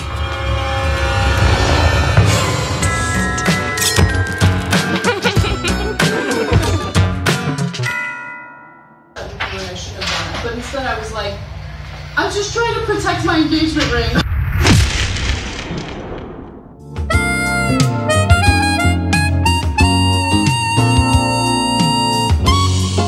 Welcome back, everyone. Drew Wilson on the YouTube Super Chat writes in and says, was browsing YouTube a couple nights ago and came across a world record video for the world's fastest rapper. And all of the people I expected to see, it was Mark Thompson. Oh, that's right. Yeah. Yeah, I don't know what this is. From a show I did on the Fox television network, not Fox News Channel, the entertainment channel, called Guinness Primetime. And a guy came on and set a record. Wow, that's like... You did it? You set the record? No, I didn't set the record. I was hosting the show, and this guy comes on, and the people came on to set different records. It was a great thing because you're hosting the show where people are coming on a record. Like one guy's balancing like beer mugs on his chin, and then the next guy's got the longest fingernails ever, and then you have a guy who's the fastest rapper. And it was... was he freestyling? I don't know. It's been a long time. I think he was, yeah, I suspect it was freestyling. Fun. We had the thing that was funny, and the reason that it was kind of a bit was they had a court reporter there trying to do stenography. That's funny. Trying to write it down, and that's what made it a bit. That's fun. Funny. Yeah. And then Matt tweets in using the hashtag #2YTLive, and I'm amused by this. I think it's a funny tweet. Yay, Mark Thompson on hour 2. Vegan power. Oh, that's right. Vegans represent. No hate toward vegans. It's just vegan power. I'd never heard that before. Yeah. Well, you won't hear it a lot unless you go to the vegan forums. Then you heard a lot. Oh, okay. Thank you, though, vegans. You still have to give me some recipes, by the way. It's true. Yeah. I do owe you recipes, vegan recipes. All right. Let's move on to some other news today. Bank of America has stated that it would like to do its part to help mitigate the mass shootings that we're experiencing throughout the country. And so they've come up with an idea that I actually don't agree with, and I'm curious to see what you guys think about it. Let me give you the details. Bank of America will stop lending money to gun manufacturers that make military-inspired firearms for civilian use, such as the AR-15 style rifles that have been used in multiple mass shootings. A spokesperson for B of A was quoted as saying, "We want to contribute in any way we can to reduce these mass shootings." Citigroup also has played a role in taking some sort of political action to prevent mass shootings. It was actually the first big bank to issue a new firearms policy requiring clients in the gun industry to stop selling to customers who have not passed a background check or are younger than 21. So let's talk about the strategy that Bank of America is using. While I like that strategy when it comes to this particular issue, I'm uncomfortable with banks making decisions on loans based on politics. So I think that it sets a bad precedent. I think that we should have lawmakers who draft legislation, pass legislation, and look out for us as their constituents and as the American people. I don't like the idea of banks deciding who they're going to give loans to based on political opinions. Well, but I mean, I'm sure they already do, right? I mean, if somebody is a fringe political player and they want money for their fringe political, they could make an assessment, I mean, theoretically, yeah, I suppose that would be a financial decision that it's fringe money and might not be successful. But, I could see them already making decisions like that aren't just financial. Who do they want to be in business with? If this were an old time local community bank, that would go into the, would work both ways. Like, yeah, we want to do business with Fred, runs the county store. I know he's struggling, but what is this town without Fred's county store? You know, like that sounds like something would happen in the 80s. Yeah, right? a long time ago. Yeah, the 1880s. Yeah. I don't love it. I think it's a really bad idea. And maybe there have been cases in the past where they've instituted this type of policy. I don't agree with it. I think it should be based on the numbers. Can this person pay the loan back? Period. Right, but sometimes, yes, okay, yeah, I got you. It certainly should be based on that. But then do they also have a decision? So if they can pay it back no matter what it is, unless it's a crime, right? I'm going to disagree with you. I hear you. And I suppose one could argue that it's a slippery slope, but as you probably don't know. Okay, so let me give you an example. If they start, if we start allowing them to make loan decisions based on politics, imagine Citigroup. I mean, we have done some coverage on Citigroup that has not been very nice. So imagine we as the Young Turks decide that we need a loan in order to expand the company. How would we feel if Citigroup or Citibank decided we're not going to give you that loan? We don't necessarily agree with your rhetoric. Well, I'll have a specific answer. I wouldn't care how we feel, right? I mean, how we feel is irrelevant. How most people feel is irrelevant most of the time. No, it is. I get what you're saying, but I think that it has ramifications. It's a form of censorship. I know that it's not the government. I know that it's not a constitutional violation, but I just don't want banks getting into the business of making decisions based on politics. I hear you. Yes, the fact of the matter is if they start censoring well-meaning left-wing groups, I'll object to it. But I don't know that we need to set the rule here. Like you hurt people where it counts, and that's with money. And if I applaud Bank of America for standing up here. Like this is when you make the decision to loan, it's not solely based on whether you can repay the loan, right? I mean, I think for big banks, for the most part, it has been. I mean, they're amoral machines. Yeah, but they also want to do business. They lose money sometimes. Sometimes they want to do business with people. I mean, Lord knows a lot of banks lent money to Trump thinking the whole time there's a bad deal, right? He frequently just doesn't pay us back. But we're in business with Trump, and that ultimately pays off in the end.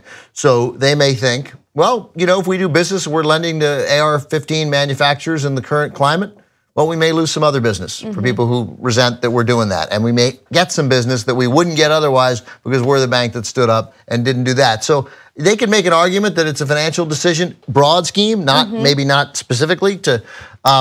So I don't know. I admire it because I don't think that necessarily, because I don't see it leading to what you fear. But plus, of course, I suppose it could. I think that there's not all the neutrality that we'd like to see in the banking business that perhaps is presumed by your assumption. No. And by the way, I'm not assuming that there's neutrality. Like I said, I'm sure that there have been cases where they've made decisions based on politics, and I'm against those decisions as well. Right, and I guess I'm talking about commercial neutrality as opposed to political. Although you could say everything's political in a way. So to be fair, it's probably fair to lump it into politics. Because I'm thinking of things like gambling. If oftentimes you can't do certain things with a credit card if you're gambling, or if you can't do certain things with a credit card if you're involved in buying marijuana, or and when you go into a bank for a loan for a dance club in some area that they evaluate as not a good investment for your dance club, even though you seem as though a solid potential recipient of the money, they look at the business proposal and they go, we just don't necessarily go. So I guess what I'm trying to say is there is a gray area in the banking world, and I know that you're suggesting that indeed there is, but this is so clearly a political decision. Right. And it's sort of what Ben's saying, which is they want to be doing something, they want to make a statement with what they're doing. Look, if they are making a statement because they believe that it'll help them, with other customers who will come to them because they like this. Like if it's a financial decision, then okay, then there's a little more of a case to be made. But if it's purely political, again, like it's one thing to. Hold on, real quick. Why does it have to be political? Why can't it be like principled? Leave out politics. That they think that the scourge of mass shootings with AR-15s is a massive detriment to society, undermines the American dream, has just a chilling effect on the enjoyment of life for all of us, and they want to take a stand against that. Well, banks can twist that same argument and apply it to businesses that we as liberals are very much in favor of, or organizations that we as liberals are very much in favor of, like Planned Parenthood, for instance. I just think we should stand with people who sort of take that important. And don't get me wrong, I hate what's happening in the country. I want gun gun control more than anything. It's just so sad that we can't rely on our lawmakers to do their jobs. But we and can't. That now we know we can't. Right. We can't. So I hear you. Your argument is certainly a valid one that should be considered. But until evidence to the contrary, I'm prepared to let Bank of America do the right thing. All right. By the way, just relevant to that story, I did at one point say when I was referring to that thing in the 1880s, I talked about the county store. That's what I just like it when people call me out or call it. So at St. John Markaby writes, "What's a county store?" And I'm like, yeah. I responded, yeah. I don't know. And as I was saying it, I was like, I think I mean general store, but whatever. Yeah. It's tough when you're in the middle of a thought to double back and pick up the general instead What's of county. What's a county store? I don't know. Nobody knows. Yeah. All right, well, let's keep going with this gun theme because there are other gun-related stories that are worth mentioning on today's show. Sean Simpson is a teacher, a science teacher at Marjorie Stoneman Douglas High School. And he was one of the teachers, actually the only teacher at this campus, who was very much in favor of arming educators. He thought that it was a good idea. Now, unfortunately, he has been arrested because, unfortunately, he made a terrible mistake while he was at an establishment. The Deerfield Beach Pier, that's where he was at. I've been to Deerfield Beach. Have you really? Yeah, it's like Fort Lauderdale. You know, it's like it's up 95. It's a place where people leave guns. Anyway, go ahead. Okay, you just gave away the story. Oh my God. Gave away the story. Okay, so let me fill you in on that. So apparently he was at the Deerfield Beach Pier. He was in a bathroom stall. He had his gun with him, a 9mm Glock, and he left that gun behind. When he left it behind, a homeless individual found it, shot it, and luckily the bullet hit a wall and no one else got hurt. However, both individuals got arrested. Sean Simpson got arrested and he is charged with failing to safely store a firearm, a second-degree misdemeanor, and the homeless man who shot the gun was also arrested. Two huge problems with Sean Simpson here. One, taking your Glock to the Deerfield Beach Pier. Why? Secondly, using the stall in the public bathroom at the Deerfield Beach Pier. I think just go home. I don't. Maybe a hotel. Also, by the way, when you put your gun down in that stall, it's picking up all of the. Oh my God! So when you put your you don't even afterwards. You don't even want to shoot somebody. It's too filthy. I mean, this is a teacher who was making the case that teachers should be armed, that they are the perfect type of people to be. Like, first of all, most teachers don't want to be armed, to be fair. However, you can't make the argument that students would be safer if teachers were armed and then proceed to leave your firearm behind in a public stall. I mean, you know, the story that I got was underlined, and so I was sort of skipping around to the parts that were underlined. I didn't realize that he was the teacher who said that he'd willing to be armed. I mean, it's literally if you told me that, I wouldn't have believed the story. Right. I'm like, it's too good. Because, it's absolutely. It's like you couldn't write it better. Right, because you know where else he would leave in the stall at the school. Exactly. In the teacher's break room at the school, on his desk in the school when he ducked out real quick. Yeah. Well, there are other solutions that teachers are coming up with, or at least school administrators are coming up with in order to protect students from mass shootings. So I wanted to mention that as well. The Mill Creek School District in Pennsylvania is looking into possibly arming their teachers. It is not legal to do so yet. However, until it becomes legal, they're hoping to arm teachers with tiny baseball bats. I'm not kidding, they're literally tiny baseball bats. They're about 18 inches long. JR has one here, doesn't he? He has a real baseball bat. Yeah, but we had a little one here for a long time. Or at least I don't know why those office. exist. Are they for children? Yeah, they're for children to hurt each other. Okay, fantastic. They're usually, you see them around offices and stuff, people have them. Yeah, they're like commemorative, like they'll give them away, there'll be a giveaway at the Dodger game, and you get a little Dodger one, and then you hit your friend with it. I know this is a little bit of a tangent. I hate when people give me stuff like that. I don't like clutter. Please don't give me stuff like that. I don't want a memento or. So at the Dodger game, I was at the Dodger game last night, and it was sweatshirt night. Like it's technically a nice gift. It's a hoodie, you know, but it's got the bank sponsor name on it. Oh, so you went on the hoodie night. I went on hoodie night. Yeah. Well, I went on the night when they gave out baseball cards. Right. I'll trade you the baseball card for the hoodie. I'll give you the hoodie. Okay. So I say, you know, and oddly enough, my wife and daughter are out of town, and they also went to a baseball game yesterday. and I went to a baseball game that night. So I told my daughter this morning that I got a hoodie, and she goes, "Oh, we don't need another thing in the house." Yes, she sounds like me. She's so cute. Yeah, well, there you go. I love it. All right, well, back to Mill Creek School District. Now, the 16-inch, they're not even 18, they're 16 inches. The 16-inch bats were distributed to each teacher following an in-service training day on how to respond to school shootings. I mean, the great crazy that they were actually given out. Somebody had an idea and then went and bought them. They spent money. They spent taxpayer money on a little on less this. than $2,000, I think is what it cost. But it's funny that they say it's a symbolic thing, and if it is symbolic, then I guess okay. But it's ridiculous. I mean, we're talking about people who are coming into these places that we want these kids to be safe, and they're coming in with these weapons of war, and then we hand out these 16-inch wooden bats to people. It's just, I don't know. I mean, I mean, first of all, if somebody comes into the school and starts throwing you mini sliders, you're going to want a mini bat. hit those mini sliders. Well done. It's I don't know. I don't want to mock them for. I mean, I don't want them to have guns. So no one's going to get hurt with a 16-inch bat.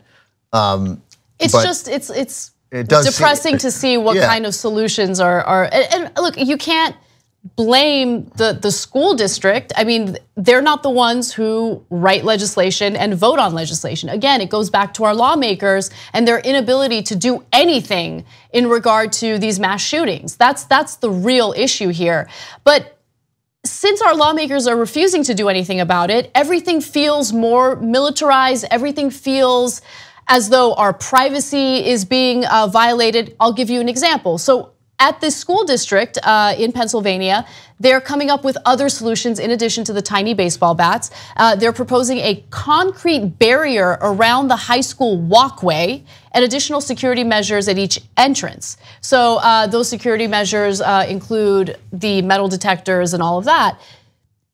It's just very sad that, again, everyone has to be inconvenienced. We have to give up our freedoms, our privacy rights, all of that, in order to accommodate for the wrong interpretation of the Second Amendment. This ridiculous interpretation that the Second Amendment means that all of us can have freaking bazookas and things like that. It doesn't. Right, and of course, no one's saying that we should have bazookas. No, but I mean, of course, it's not that complicated. We do regulate the guns. I mean, the line "regulate" is in there as part of a well-regulated militia. I mean, unfortunately, it's an incredibly poorly written amendment, leaving it open to interpretation. I don't think intentionally, just because nobody really knew how to write back then, except like 9 guys. And they didn't give this one to one of them. We do regulate bazookas. We regulate machine guns, right? So our debate right now, it's a simple one. I mean, I want to go further, but the debate right now is a simple one. We want to regulate, we want to include these guns, these weapons of war that were designed for soldiers at war, and we want to include them in the list of machine guns and bazookas and tanks, and they want to include them on the list of handguns and rifles. Correct, yeah. It's not, you put it like that, it's like, okay, well, here, we're negotiating over this weapon right now, over which list it goes on. Exactly. All right, let's take a break. When we come back, an incredible survey regarding how much Americans know about the Holocaust. And later on, we will also discuss Mariah Carey opening up about her mental health condition. We'll be right back.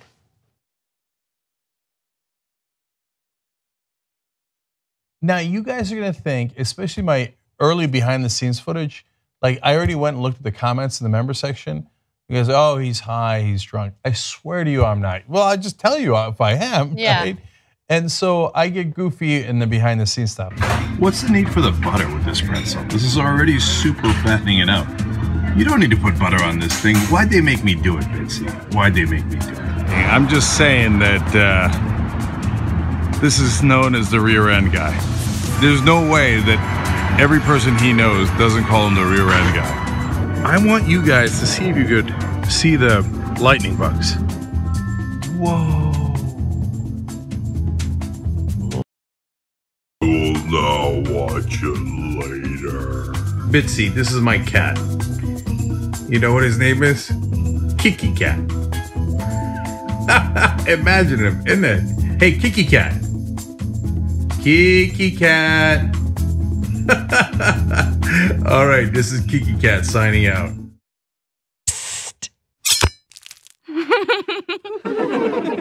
See anyone you recognize? Maybe something you're curious about? It's okay. No need to be ashamed. I think it's normal to mull over the macabre from time to time. I mean, it just goes to show something about human nature. Why would we rather her had killed, 650 people in all these awful ways? I mean, this is like your Leatherface chainsaw, like a boogeyman. I think that a lot of these people were like, you know what's more powerful than the president? The person who kills the president. There is a dark side to human nature that we all want to explore. So you stay up late, reading about what happened, how it happened.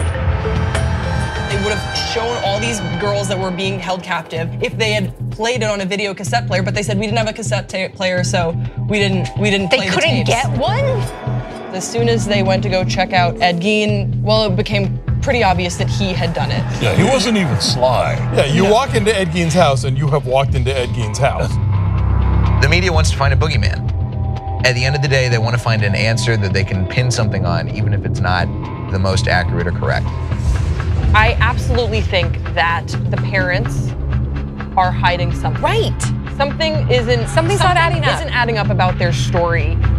The Anchorage Police Department said that her lifestyle left a lot to be desired. Even though they interviewed Robert Hansen, they still were like, you're a slut. Statistically, we've all met someone who's murdered someone. It's murder with friends.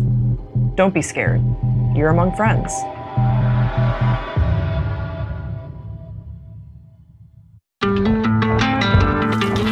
Do you hear the thunder rolling across the land? That's Godoy the gavel. We go to the Chief Justice here. Jesus gonna drop. Breaking the back of injustice. He makes the call. Can I jump in No, quick? you can't. He takes the shots. I'm for it. We have to start somewhere already. Don't try to pull the wool over this man's eyes, or you'll end up with a mouth full of wool and an ear full of reason. You don't realize everything after. I actually wasn't that sure. Jesus inspired me. Without this judge, Jesus was persuasive. our great discourses would be torn asunder. I think she has a strong case.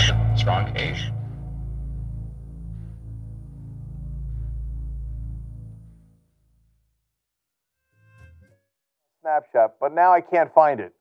What do I do? Go.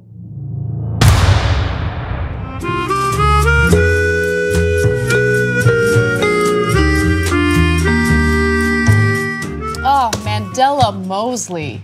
Mandela Mosley on YouTube Super Chat just called me out and made such a good point. So I want to read what was said. Anna, Aspiration Bank won't invest in oil companies. I don't know how I forgot about that. Aspiration Bank happens to be one of our sponsors for good reason, because we believe in their mission. And it's, a progressive bank that wants to stop this trend of investing in dangerous and destructive companies. And I agree with it. So you called me out, and now I might have possibly evolved on that Bank of America story, because you've made a good point. But I want to think about it a little more, because look, you again, gotta decide during the show. No, look, my fear, and I'm open to these arguments, and I will change my mind, and if I feel like, hey, the evidence overwhelmingly proves that I'm wrong.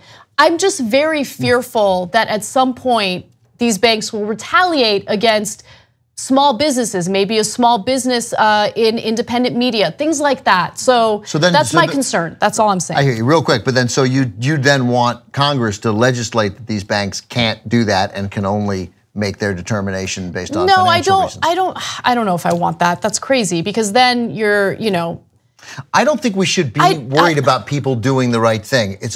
I think we, as a society in general, we worry too much about the slippery slope of, well, if you allow this, sometimes it's appropriate, like with unrestrained presidential power, right? Then there is a slippery slope. At some point, some lunatic's gonna be in charge and they're gonna do the wrong thing. But in general, I don't think it's hypocrisy. I don't think if we just stay consistent, what I want is for companies and people and governments to have a social conscience. And if we live in a society where big corporations, especially big corporations, but humans have this social conscience, they'll then we're all better for it. And here's a little way of Bank of America having a social conscience. I think that makes us a little tiny bit Fine, better. I changed my mind. I changed my mind. I've evolved. You guys have finally convinced me. Also, Sophia Lambert on YouTube Super Chat chimes in on this as well.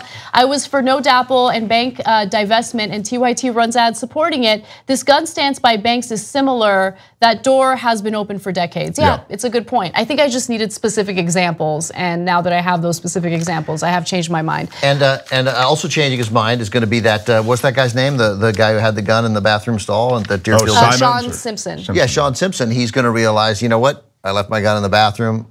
I think it's important that I be able to defend myself, but obviously the gun would be unsafe at school.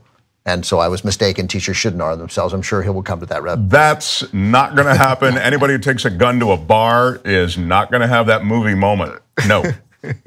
Anyway, thank you for writing in, guys. I always appreciate your feedback. Now let's move on to some other news. A recent survey indicates that a sizable portion of the US doesn't know enough about what occurred during the Holocaust. In fact, according to this survey, 1/3 of Americans don't believe, or at least don't know, that 6 million Jews were murdered during the Holocaust. Now, the survey was conducted by the Claims Conference, and they wanted to see how knowledgeable people are in the US in regard to what happened during the Holocaust. They said there are critical gaps both in awareness of basic facts as well as detailed knowledge of the Holocaust in American society. To give you some of the specific numbers, 70% of Americans believe people care less about the Holocaust than they used to. A majority, 58%, said they believe something like the Holocaust could happen again. Now, I want to stop there and comment on it a little bit, because one of my biggest fears is that history will repeat itself, and it is likely to repeat itself if A, we don't educate people on some of the horrendous things that have happened in the past, and B, if we limit or censor speech that we disagree with, because I think it's important to have dialogue that raises awareness about things that make us uncomfortable, or raises debates about things that make us uncomfortable. So these numbers are not good, and it gets worse. Now let's get to the number of people who were killed during the Holocaust and what Americans know. 31% of those surveyed do not believe that 6 million Jews were killed during the Holocaust and think the real death toll is at least 2 million lower. This was true for 41% of millennials. So millennials happen to know a little less about the Holocaust. And the argument being made by this organization is that as Holocaust victims, those who survived the Holocaust pass away, and we don't talk about what happened during the Holocaust as much. Memories fade, people just don't educate themselves as much as they used to on this situation. Yeah, and it's, first of all, the Holocaust is unique in many respects, but one of them is how well documented it was. The Germans, one of the leaders in the Industrial Revolution, went about this genocide of the Jews through Europe with all that industrial efficiency, and they had names, and they had residences, and they had property, and all of these things were very well documented. So the idea somehow that the numbers are fudged or whatever, it's ludicrous. The dumbing down, though, of this country is something we're well aware of, and it's not unique to the Holocaust. The Holocaust is another casualty in a parade of facts that are casualties in the dumbing down of America. This is tragic and awful, and as Anna says, and the mostly awful thing is that, you're doomed to repeat it if you don't know it. That's what happened, and what was so surprising about Iraq. It was a replay of Vietnam in so many ways. No way to get out, no good reason to go in, but the Holocaust, uniquely tragic and also uniquely well documented, and for that reason, there's no excuse for those details being questioned and not known by everybody who attends school in this country. I did this story on the damage report this morning with John Iadarola. I never miss an episode. Which has not been launched yet. So yeah. I've done it a few times also. We're in beta testing. Okay, moving on. Why the hell did I come in at 9 o'clock in the morning? I've done it like 4 times. Yeah, we're all doing it. Because we hope that John Earl will be able to do something for us someday. Yeah, totally. Yeah. Well, you get paid, right? I get paid. I was not discouraged so much by these numbers because we're now 70 plus years, 73 years out since the end of World War II and the liberation of the camps. History is happening very fast. Big moments have happened since then. We're like in the 20s educationally around the world. In the Western world, that's a very low ranking. We're not good at this. We don't teach well. A little discouraged that the millennial number was so high. I think it was 22% of millennials didn't know about it. Like 11% everybody. Overall, though, and I think millennials are part of this generation where they're taking in all this information and they have more information available to them, but it is not contextualized properly. It's not curated properly. And so I think that's a flaw that they have. They're not reading deep on something. They're reading they're first of all, they're changing the world. So this is not a ripping on millennials. I don't suspect this is substantially different than how our parents felt that young people aren't learning history. History is a tough thing to teach. It's tough to get people to care about it and be interested in it. I was history major because I think it's the most interesting thing by far that's taught at any school. But that is not shared.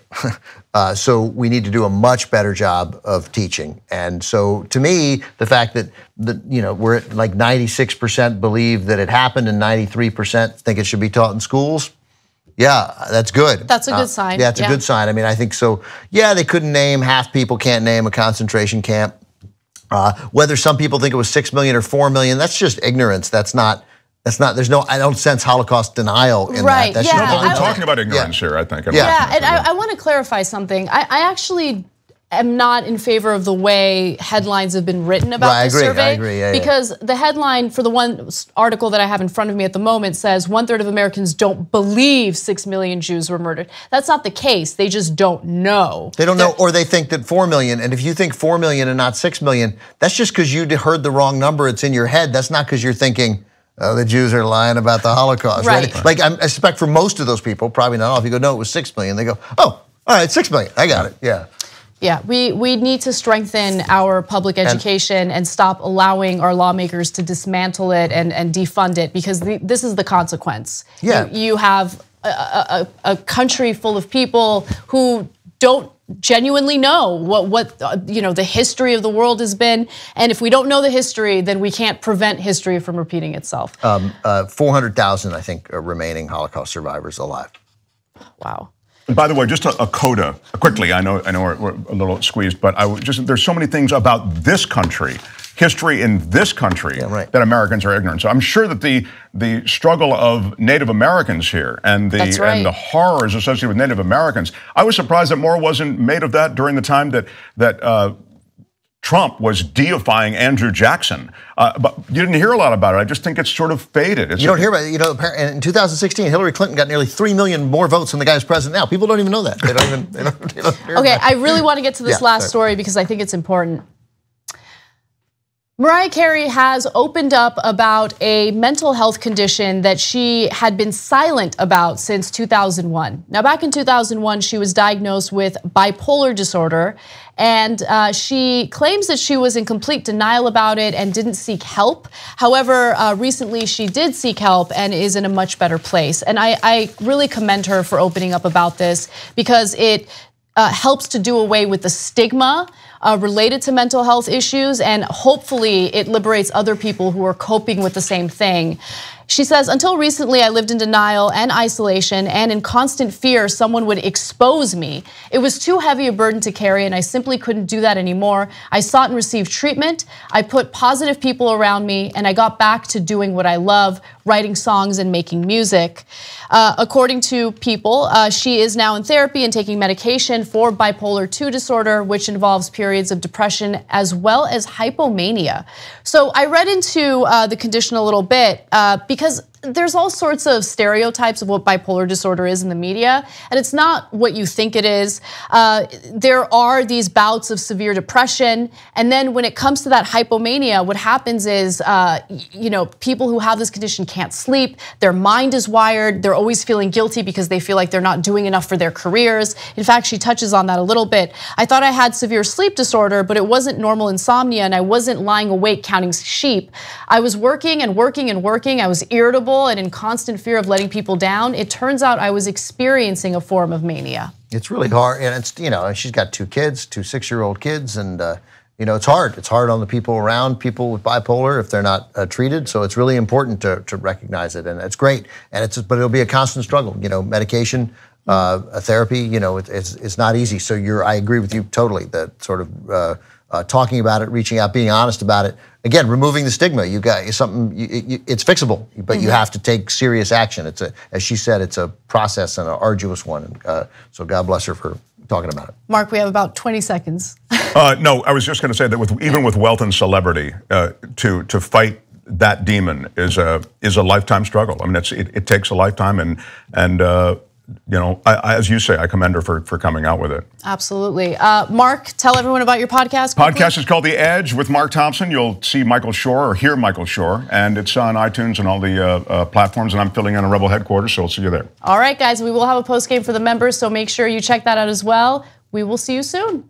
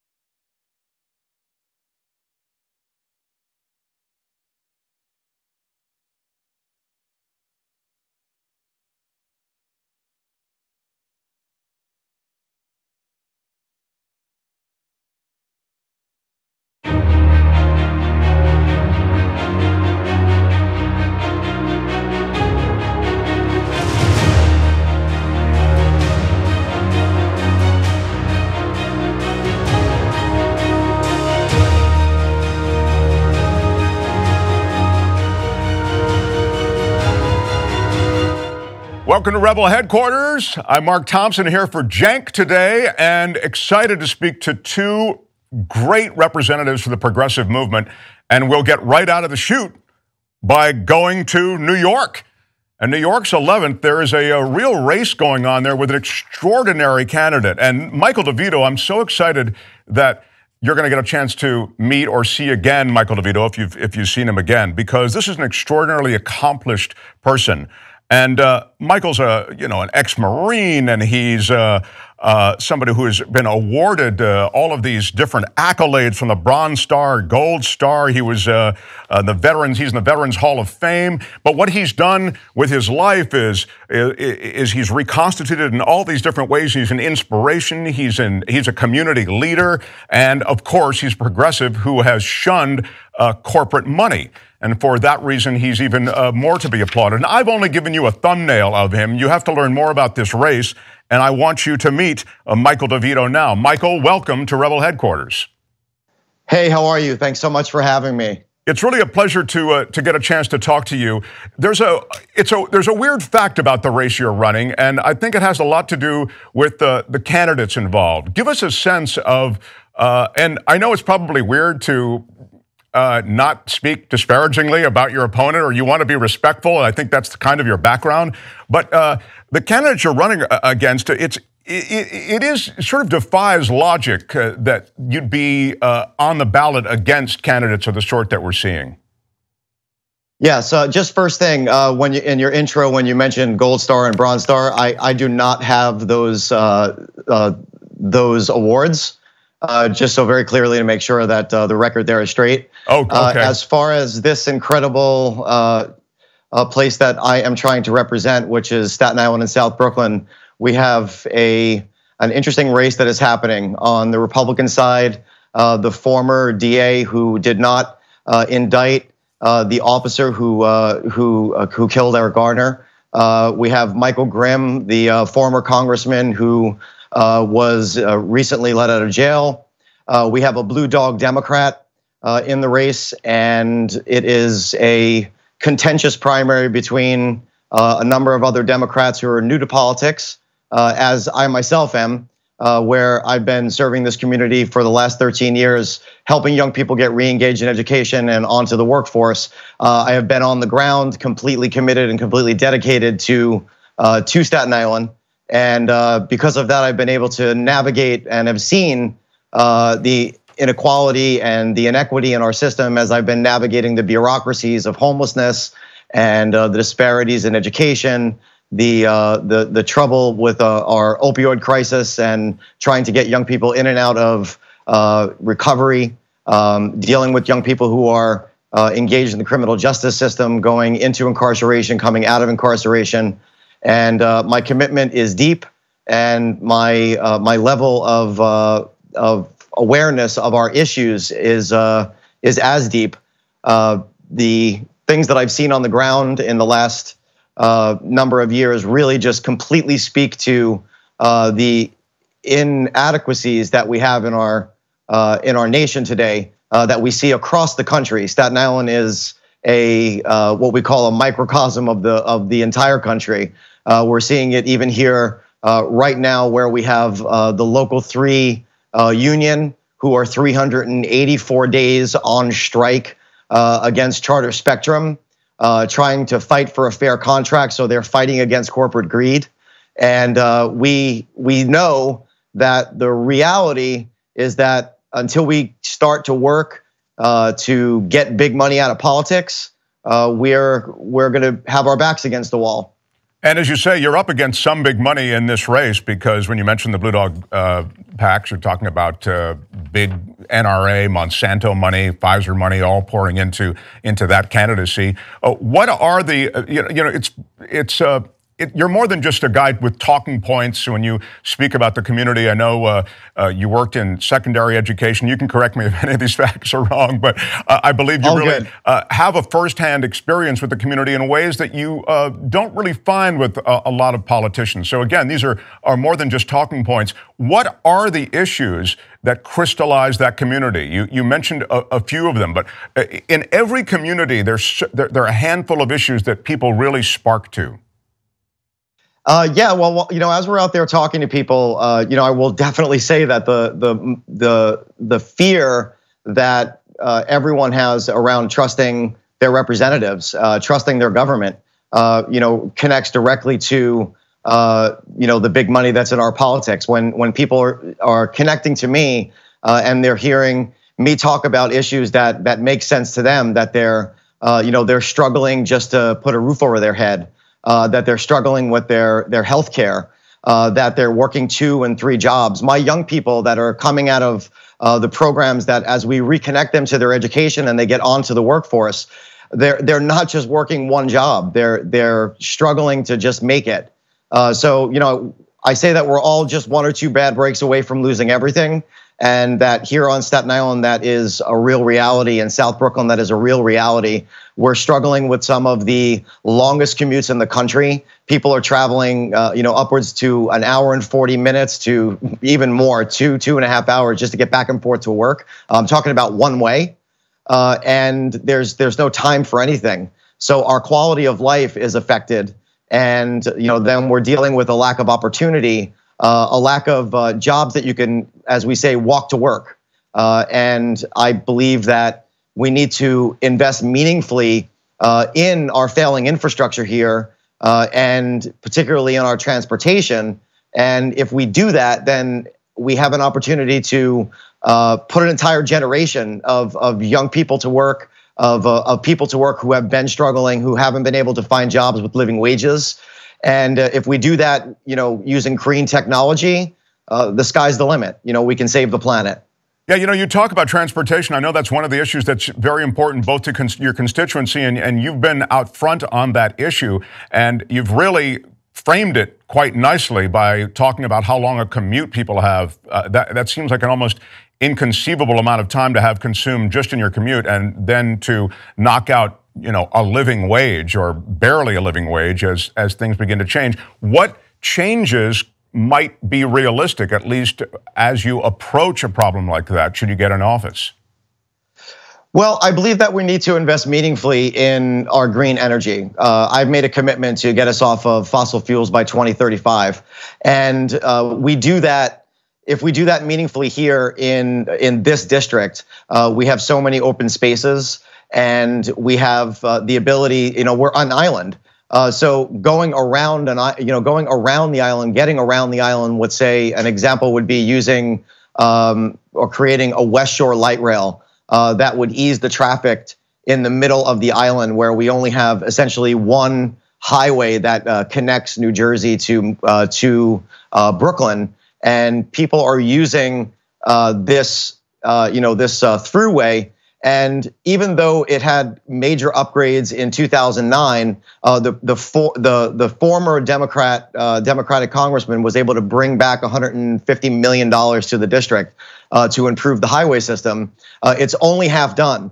Our current leadership, our current congressman, he hasn't even asked for the money. The guy who's trying to get his seat back, Michael Grimm, he wasn't even asking for the money. And we need that type of investment.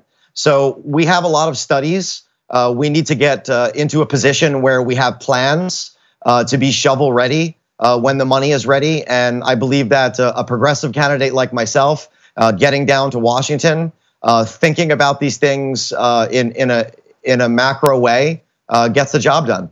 I love your message. And Michael DeVito, just such, I think, practical, but nonetheless aggressive approaches to these problems. And there's one personal thing about you that I love as well, because if people go, well, these are insurmountable issues, I don't see how you could possibly get ahead of them.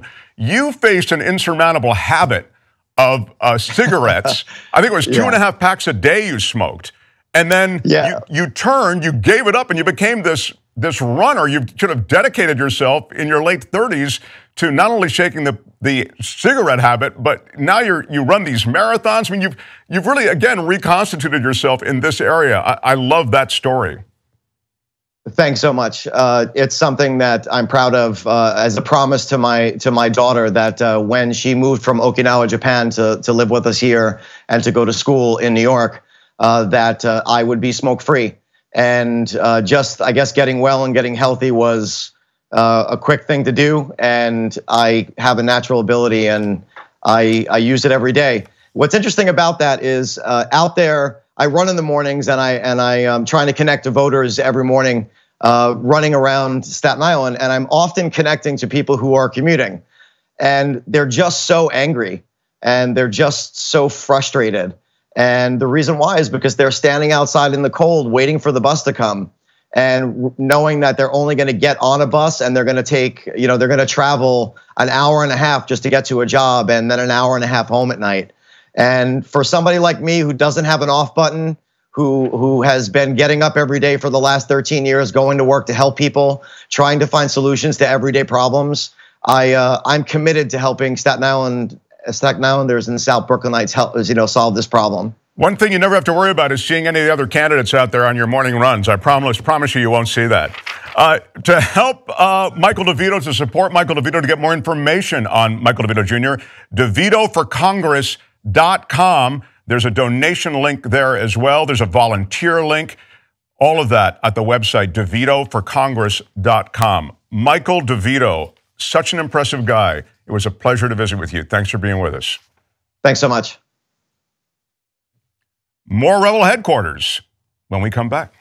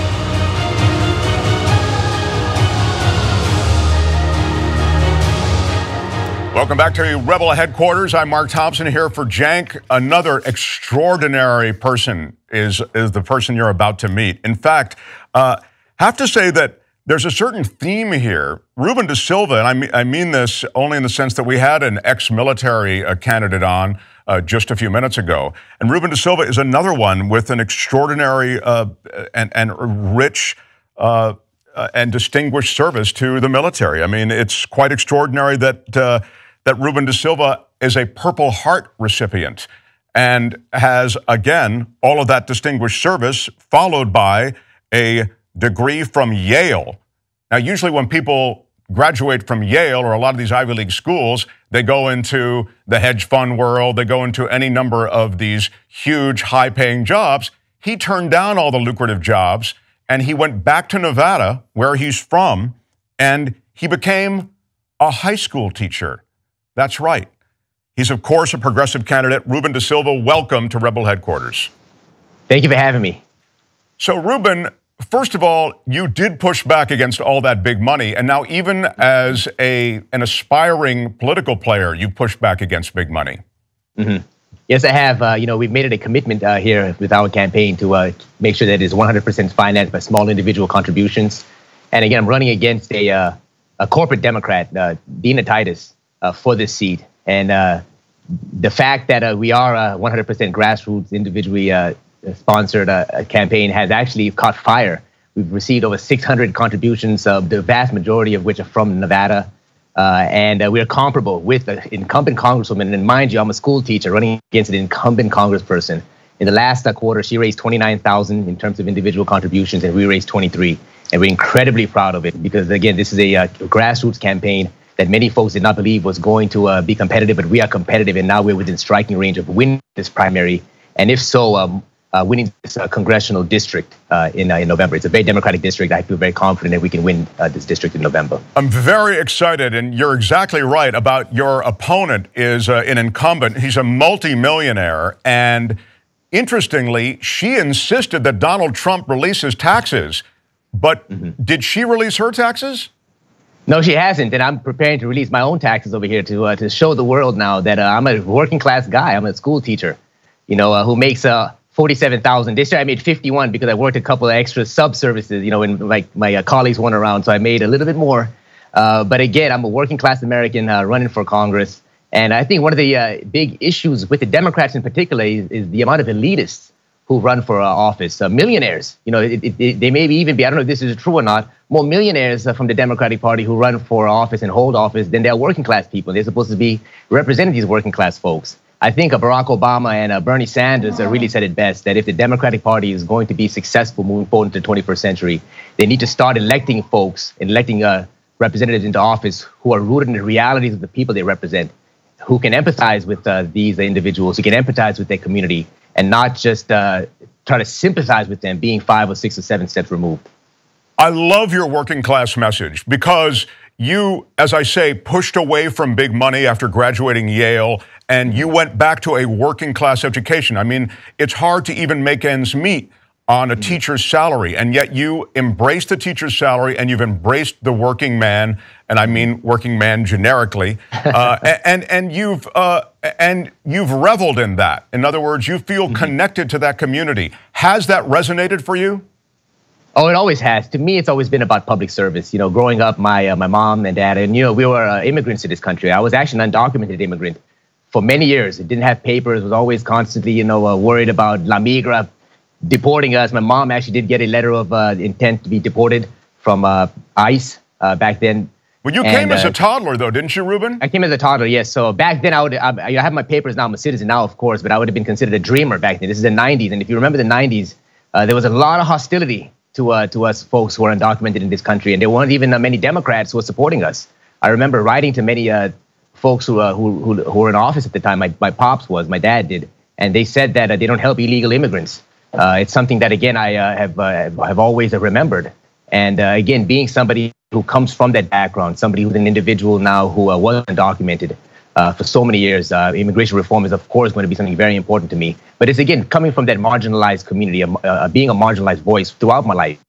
I felt that even though that I had the great blessing of going to Yale University, where I studied diplomacy with people like Tony Blair, who I had back and forth with quite often, in a class, and Ambassador Ryan Crocker, who was the United States ambassador to Iraq while I was just a lance corporal there. to have the opportunity to study at a place like that. I got another master's degree from the University of Pennsylvania in global affairs, where I also was able to, again, get these 2 Ivy League degrees. And on the same token, to me, it was always about coming back to the place that raised you, to give back to the community where you're from. Oftentimes, many people receive great blessings, receive great opportunities, and then want to, charter their own course, go for the grand money or big money. But to me, it was always about giving back. And I feel very fulfilled, with the career that I've chosen. I teach high school at the school that I graduated from, Rancho High School. And I tell those kids, hey, look, this is an inner city school. It's a school with the majority minority population. It's a very, not just working class, but poor neighborhood. 89101, the zip code where I teach at, is the poorest zip code in the entire state of Nevada. And again, I tell those students, hey, look, I was one of you. I grew up in the same neighborhoods that you come from. My mom still stays down the street. I still stay down the street. And again, if I could do it, you could do it as well. And there's nothing, and I see the resonance that this has on a daily basis with my students. And again, it's always been the commitment to public service. When I came back from Yale, there were many establishment Democrats who were just yearning for the opportunity to mold me and bring me into the machine. This guy's a young immigrant. He's a brown man. He's a guy who worked himself from the hood to Yale University. You could be the jewel of the mainstream if they see you as someone that could be a vessel for a lot of their agenda. But you pushed back on that. Yeah, I couldn't. I was being groomed. I was being groomed by the establishment. And again, I've got a Purple Heart. I'm formerly an undocumented immigrant now who has a Purple Heart. I mean, take that, Donald Trump. I'm just saying, yeah. But again, I saw just the way that they were trying to control me, control the message, and just the connections to big money. It was all about flaunting these CEOs and these corporate America, and that's all I saw. I didn't see real working folks in any of these galas that I went to, these dinners and these luncheons. It was always the rich and the wealthy, and to me that was a problem. And to me, I saw, and I knew this for a while, but I saw firsthand just how fundamentally flawed the Democratic Party had become, and how important it was for people to actually stand up, working people, regular old folks, to stand up and to become a part of this this entire process. Well, you are the future of the Democratic Party as a progressive, and you are the thing that represents the hope for the future. That which you've just described, the mainstream, that's not going to even win elections, and they've just gotten a huge dose of it in the last go-round. So they need to embrace guys like you. But I have to say, you're an outlier. You're an extraordinary. You're almost like a character out of a novel or a movie. I mean, your story is remarkable. I'm waiting for the Star-Spangled Banner to start playing behind you. It's that powerful. It's really quite epic. So my question is this: does that pushback against big money, does that wanting to get money out of politics? We've seen all the surveys, and in the main, people want it out. What I'm asking is, do you see that in your future potential constituency, and do you see it sufficiently that it might actually carry the day and win the election for you? Oh, I know that it can. I'm looking at the poll numbers here. We went from single digits to double digits to a place now we can actually win this election.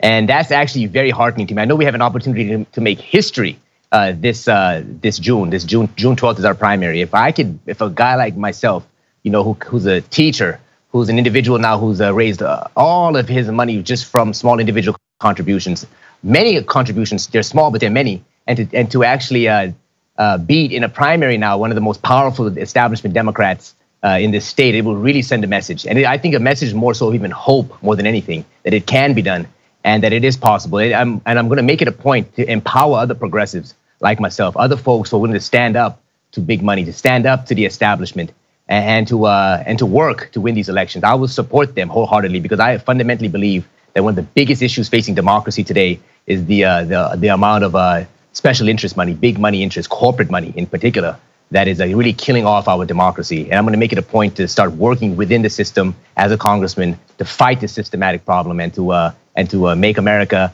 a more democratic, more people-based place again. And I know on your agenda is a working wage, a fair wage, an increased wage for teachers who are orphaned by this system. It is a shame. I mean, it is a national shame that our teachers are starving the way they are. I use starving, please, those who are going to quote me on social media, metaphorically, but honestly, it's it's a miserable wage, and I know that's one of your agenda items as well. Oh yeah, I'm glad that you saw that and pointed that out. I guess I'm a teacher. I really haven't seen a pay increase, a salary increase since I started teaching almost half a decade ago. This is my 5th year in the school district. And, just recently here, the CCA, the Clark County Education Association, the union that I'm a member of, they won an arbitration. And now immediately the school district is pushing back, saying that they don't want to raise teacher salaries. And fundamentally, we know that one of the most easiest ways of keeping teachers is by giving them maybe an annual increase or some sort of way of making their livelihood a bit stronger and a bit fairer and a bit more, a higher wage essentially. And again, if we cannot do this, we're going to keep losing great teachers who, again, who have great opportunities elsewhere, who are going to be leaving the profession and be going other places. This is one of the reasons why I think the national average is about 3 years for a teacher, public school teacher. They work in very difficult environments. We work, I should say, in very difficult environments, oftentimes for livelihoods and wages that aren't sufficient. And we look for opportunities for our families. Ruben De Silva, you're the real thing, and I want everyone who is in Nevada to take note. Ruben De Silva is the real thing, and in Nevada's 1st District, it's one of the places you can serve. But you don't have to be in the 1st District to support Ruben De Silva, and you should go to the website for more information. It's DeSilvaForCongress.com. DeSilvaForCongress.com, and the other donation links and volunteer links are there as well. I think you're a remarkable guy with a remarkable story, but I want the story to end, or at least the next chapter of the story to be your victory in the congressional race. So good luck. We're working hard to make it happen. Thank you, Mark. Thanks for being here today. That's it for Rebel Headquarters. You can catch my podcast. We do some politics at the beginning, and then we talk to different people with different stories as well. So you can find that on most podcast platforms. It's edge-show.com, because the show is The Edge with Mark Thompson. I have to put the with Mark Thompson in because there are a jillion shows called The Edge. But the important takeaway today, 2 extraordinary progressive candidates on Rebel Headquarters. I hope you'll click the links and follow up with them. Thanks for being here.